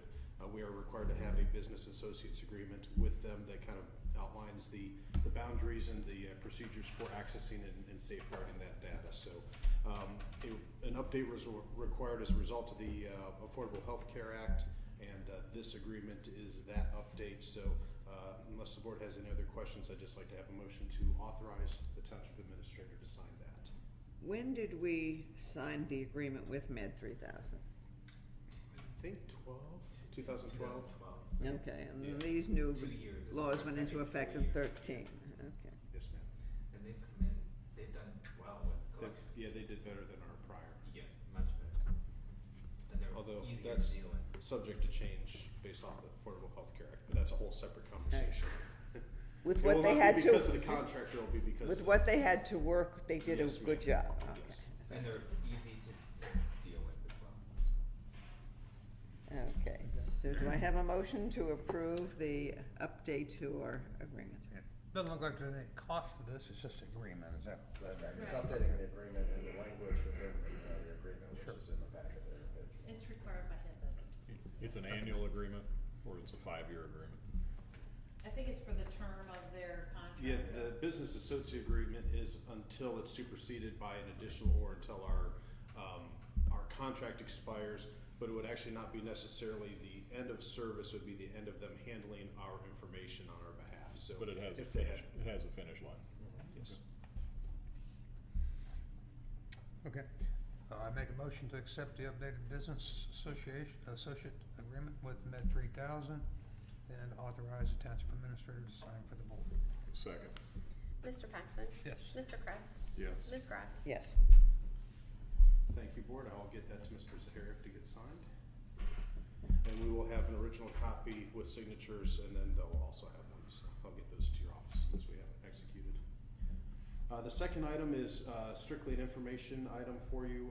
Chief Merckx and Chief Young have attended and returned from the Fire Rescue International Conference, and their class summaries and experience summaries were included in the packet for your information, just to see kind of the breadth and scope of the information that they were exposed to and some of their takeaways from it. So I don't have Much beyond that, there's no decisions or anything required other than, again, just keeping the board apprised of what we were able to accomplish with that decision. Any questions, comments? Okay, next item. Thank you. The final major item for us today is a request to pass a resolution for surplusing equipment. This is predominantly the old radio equipment that has been replaced or by the Motorola equipment that has been purchased. This is one of the final parts of the project, as we've discussed in our project list as far as the Marks transition. Most of this will be put onto Gov Deals for disposal. There's a little bit that doesn't have any intrinsic value that will either be recycled or destroyed, but most of it will be put on Gov Deals. We're expecting to get some residual value from it just because some of those are end of life. The manufacturer no longer makes them, and there are users out there that are going to try to continue to piecemeal their system. And so these would be ripe for probably parting out and maintaining an out of manufacturer system. So. You want me to use whatever revenue comes in to reduce the Motorola bill? Or no? No, we can talk about it later, but. Yeah, probably not, because it's not that direct, I don't think, although it's related. I think it would probably just be new revenue. Sale of. I think so. Fixed assets. Yeah, I think so. Okay, questions on this, or have a resolution? I don't have any questions. Okay. All right, the resolution, whereas, the Board of Trustees, Beavercreek Township, Greene County, State of Ohio, vote for approval of the following. Whereas according to section 505.10 of the Ohio Revised Code, the trustees of Beavercreek Township may deem property to be obsolete or unfit for the use for which it was acquired. And whereas the Board of Trustees of Beavercreek Township, Greene County, State of Ohio, find the radios and associated communication equipment listed in attachment 1 on the reverse side obsolete and unfit for use, which it is acquired. Need a second. Second. Mr. Paxton? Yes. Mr. Kurtz? Yes. Ms. Grant? Yes. Yep, now therefore be resolved that the Board of Trustees, Beavercreek Township, Greene County, Ohio, favorably pass the above resolution. Get rid of that, would have a lot of extra storage room. Yes, ma'am, hopefully so. And then the last item I had for you is our biweekly report. There's a few things I'd like to highlight off of that for you. The first is that we will be meeting with the fact finder next Tuesday, if my dates are correct in my head, the 9th. So that'll be with the union and the fact finder to go through that next step of the process with the union for contract negotiations. We'll bring the board up to speed after that's complete, and let you know how that worked out. Also, we completed our organizational analysis work, so all of the requested items for the fire department have been returned to Novak Group. We haven't received any additional requests, so either that's everything or they're still processing through. So we will continue to fill any requests that they get to us. Last week we had our first, I don't know, I was about to say first ever. I can't prove this first ever, but it's the first in a really long time, at least, Battle of the Badges blood drive, police versus fire. I'm proud to announce that the fire department did prevail by a vote of 59 to 41. And in the process of doing that, we were able to raise or collect 88 pints, which was greater than the 72 pint goal that we had for the day. And the Bob Evans fundraiser for the auxiliary was able to raise $150 for the auxiliary. So they maintain their own account as a separate organization, and the funds go to them for that. So we appreciate all the support for that. It was a pretty successful day, and we're happy with it. Greene County Fire Chiefs met, and one of the topics of conversation was the Greene County Sheriff and the Commandant of the Greene County Career Center's Police Academy. I don't know if technically it's Police Academy, but of their police program there. Met with us and discussed their opening a dialogue in Greene County for dealing with active shooter threats. And they're basically pulling stakeholders from the mental health fields, law enforcement, fire department, EMS, together to see how we can either prevent or deal with these types of issues in the community.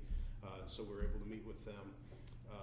That first meeting happened last Thursday, if I recall correctly, and one of the things we discovered is, to our benefit, Beavercreek Township is about, and Beavercreek City for that matter, working together is about 3 to 4 years ahead of almost everybody else in the area. So the fact that we've had 3 annual practical exercises to not only plan but to practice what we're planning is far beyond what everybody else has.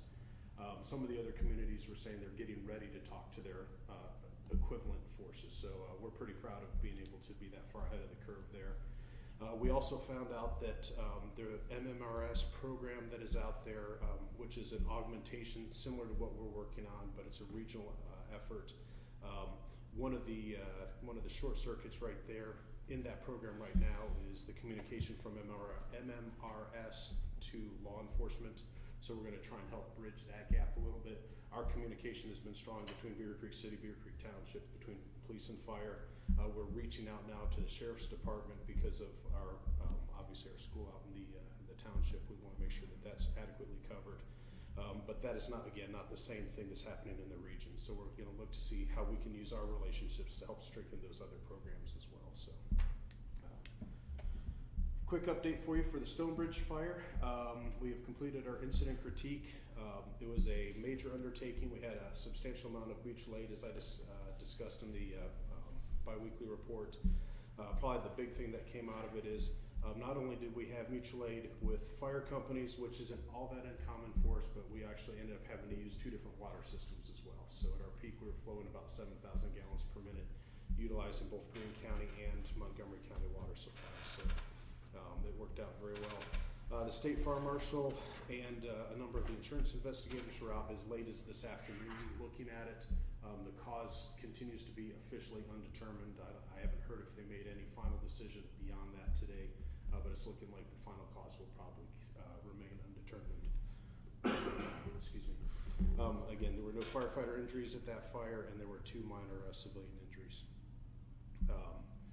We completed water rescue training last week, so that's one of our big technical rescue trainings. It's a refresher that happens every year where folks are actually in the water practicing with the equipment that they have. So if you looked at the training numbers, you'd see that the technical training numbers were a little bit higher this time, and that was the primary reason for that. 2 things that were not on the list. One is Haynes Road fire. Obviously we had the major, it was not so much a fire as a house explosion early Sunday morning. It was Haynes Road out in the township by the Phillips quarry out there. The explosion was heard and felt as far away as the Circle K up here. Our initial dispatches were to Valley Road. Xenia City was also dispatched at the same time out to the Arrowhead development generally. And then they were actually the first ones there because their location was a little bit closer to where it really occurred than ours. So we had their 2 engines and 1 medic there, as well as their chief officers prior to our arrival. Once we got there, we found that the house itself was gone. So we were initially in a possible rescue/recovery phase.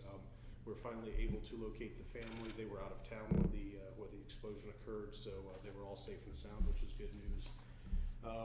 During the operation, and this kind of ties to a conversation we had a few weeks ago, this is our first post-Green Vista fire utilization of our long lay process. So we had 2,500 feet of supply line off of both Xenia and Beavercreek engines to maintain an adequate water supply for the event. So if you're familiar with Haynes Road, it's a long one-way or dead-end road.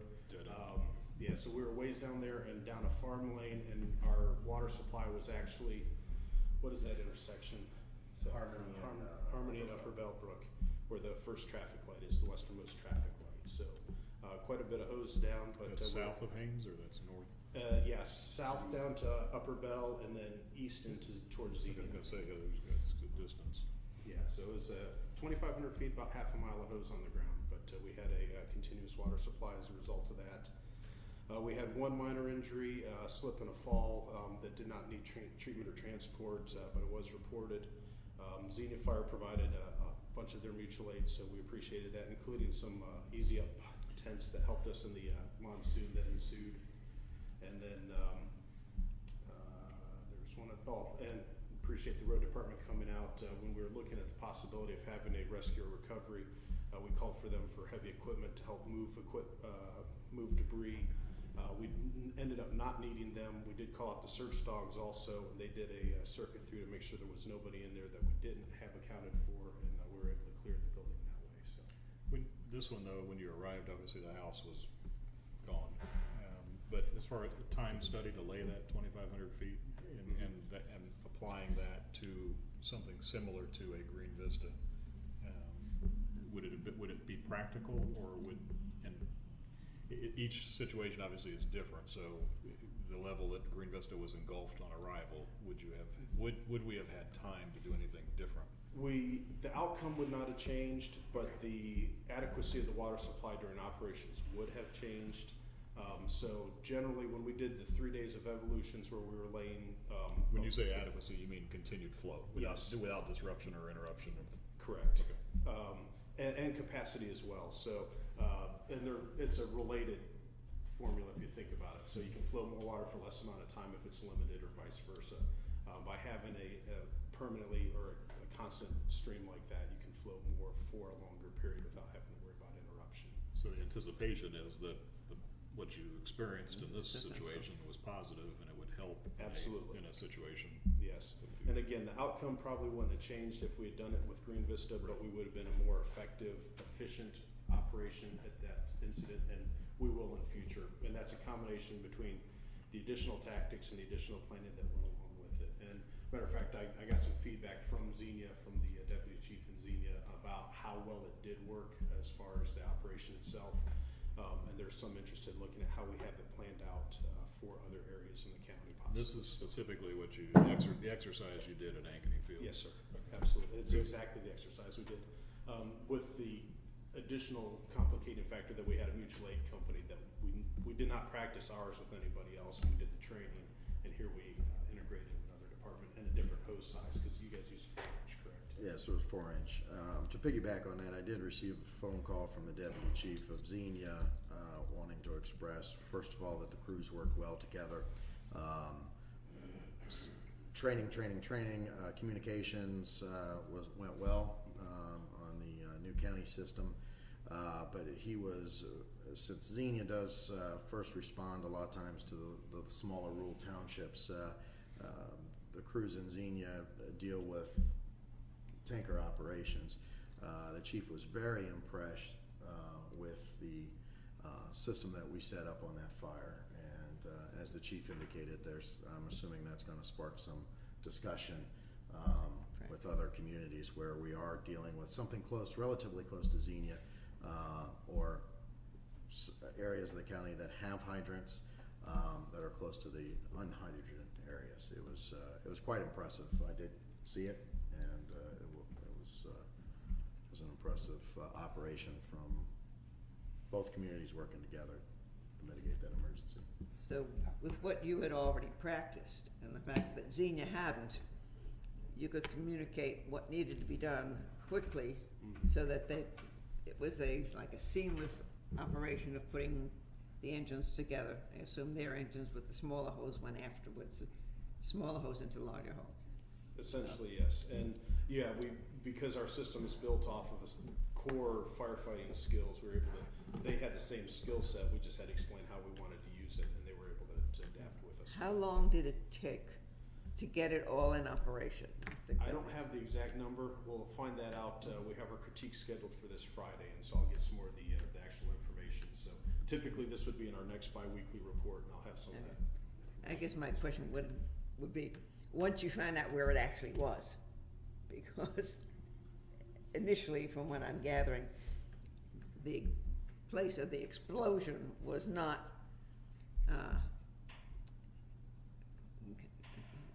the dispatcher didn't really know. Correct. We were the exact place, so you had to know where you were before you start laying whatever hose it is. So I think that was the number that I went on. Once you knew exactly where it was, how long did it take to get this in operation? So it would be interesting to me, and I think that goes back to your question. From a time study, is there a linear equation as far as where it makes sense and where it does not make sense? That's ultimately what you're trying to Yeah, get to. and actually that, we're in the process of finalizing that from the trainings we did. X number of minutes per 500 feet. And that's goes. basically per engine is what we looked at. So there's a set amount of time for essentially for the first engine, and then there's a diminished for each additional. If I remember correctly, it's like 7 minutes for the first engine from hookup to flowing water, and then it's about 5 for every engine after that. It's kind of a rule of thumb. And that was a training speed for them to get the hose off and make sure that it was going where they wanted it to and everything. In real world, it'll probably be a little bit quicker because they'll have adrenaline and the excitement of it moving them faster. But if I remember correctly, it was 7 minutes for the first and then 5 after that, pretty consistently. But you're dumping some of the water that you already have, so the first engine in would already be putting some water on the fire before you got. In this started. instance, the 750 gallons that the Zini engine had went out pretty quick. The next engine in dumped their 750 gallons.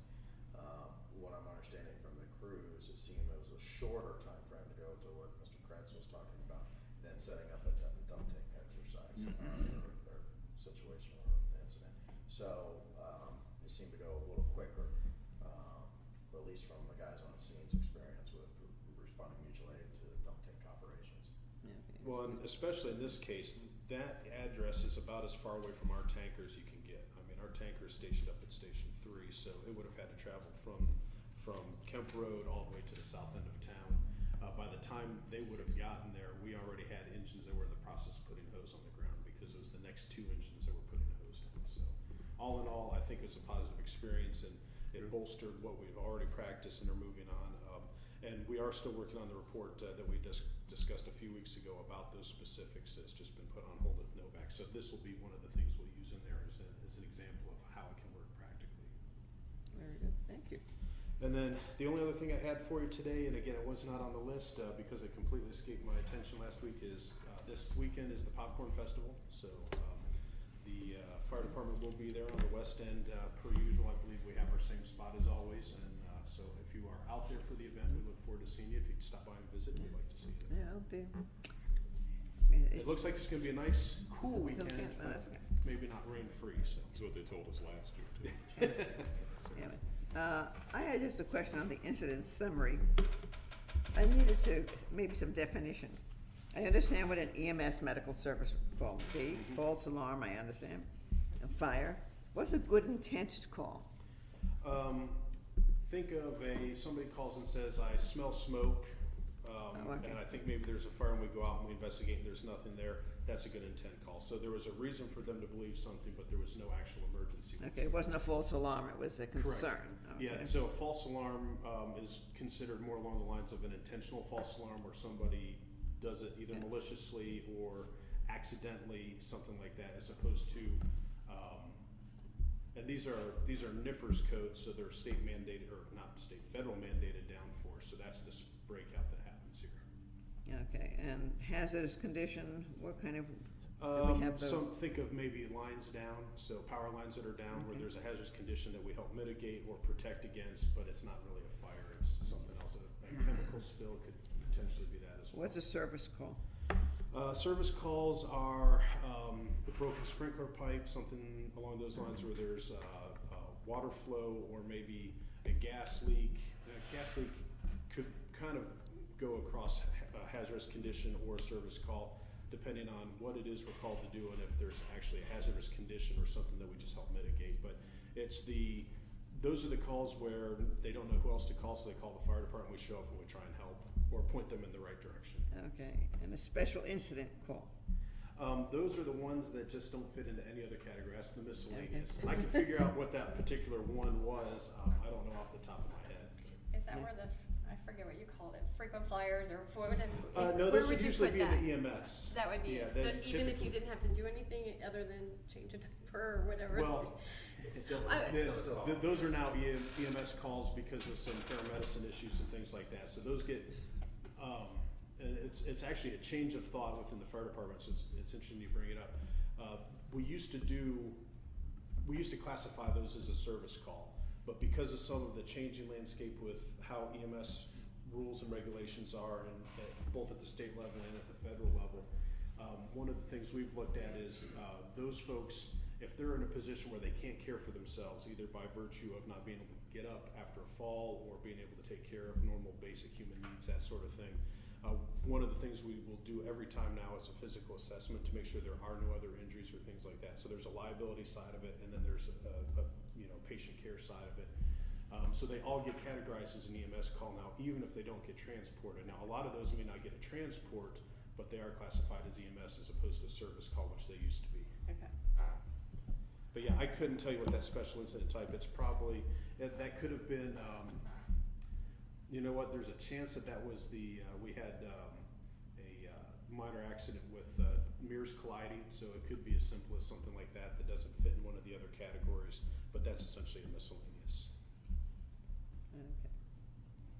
And my last question would be on the community room usage. I believe you were going to come up with some Michelle costings has at done a some point. survey, and the results are sitting of the survey are on my desk of a number of community rooms in the area, including the city, who essentially does not let their room be used for anything.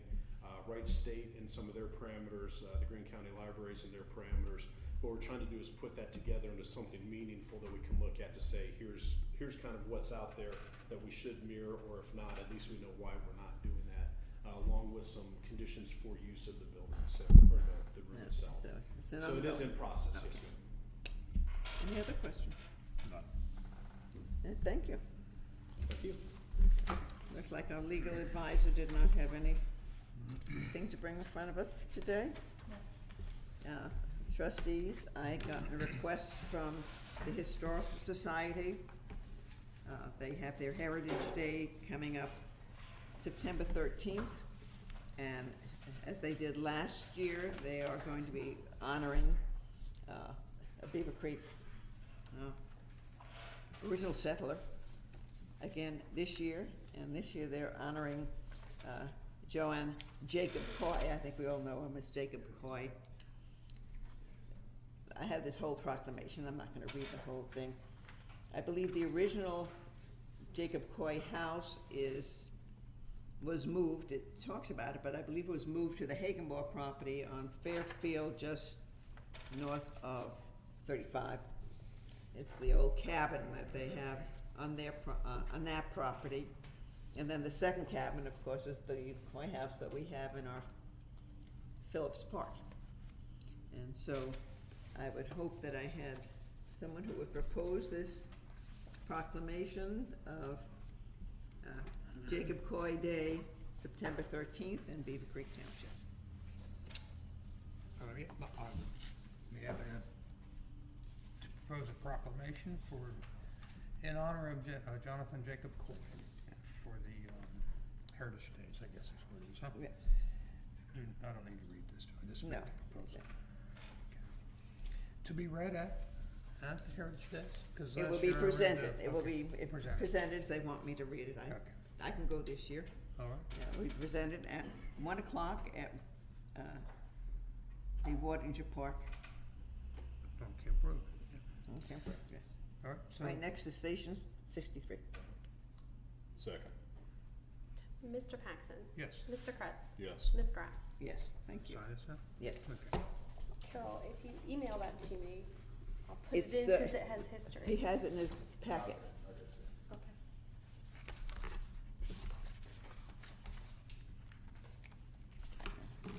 Since it was very long, I asked it to be distributed so you could read what the particulars were before. Okay, and fiscal officer, I don't have anything, thank you. okay, legal invoices, we have 4. So Mr. 4 or Paxson, 3? 4. Yeah, I went through. You read through them? Yeah. Ms. Graff, you read through these? Yes. Okay. So I'll make a motion to approve legal invoices from Sertic Dowd and Turner Company, PA. All 4 are dated August 1st. Invoice number 66908 in the amount of $1,159.69. Invoice number 66909 in the amount of $646. Invoice number 66910 in the amount of $380. And invoice number 66911 in the amount of $1,691. Second. Mr. Kretz. Yes. Mr. Paxton? Yes. Ms. Graff? Yes. Right. And, For let me executive give you session. this. I need to make a motion for that. Oh, sorry. I make a motion to go into, executive session for Ohio Revised Code Section 121.22 G2 to consider the purchase of property for public purposes. Second. Mr. Paxton? Yes. Mr. Kretz? Yes. Ms. Graff? Yes. Do you want to take a 5-minute recess? Yes, please.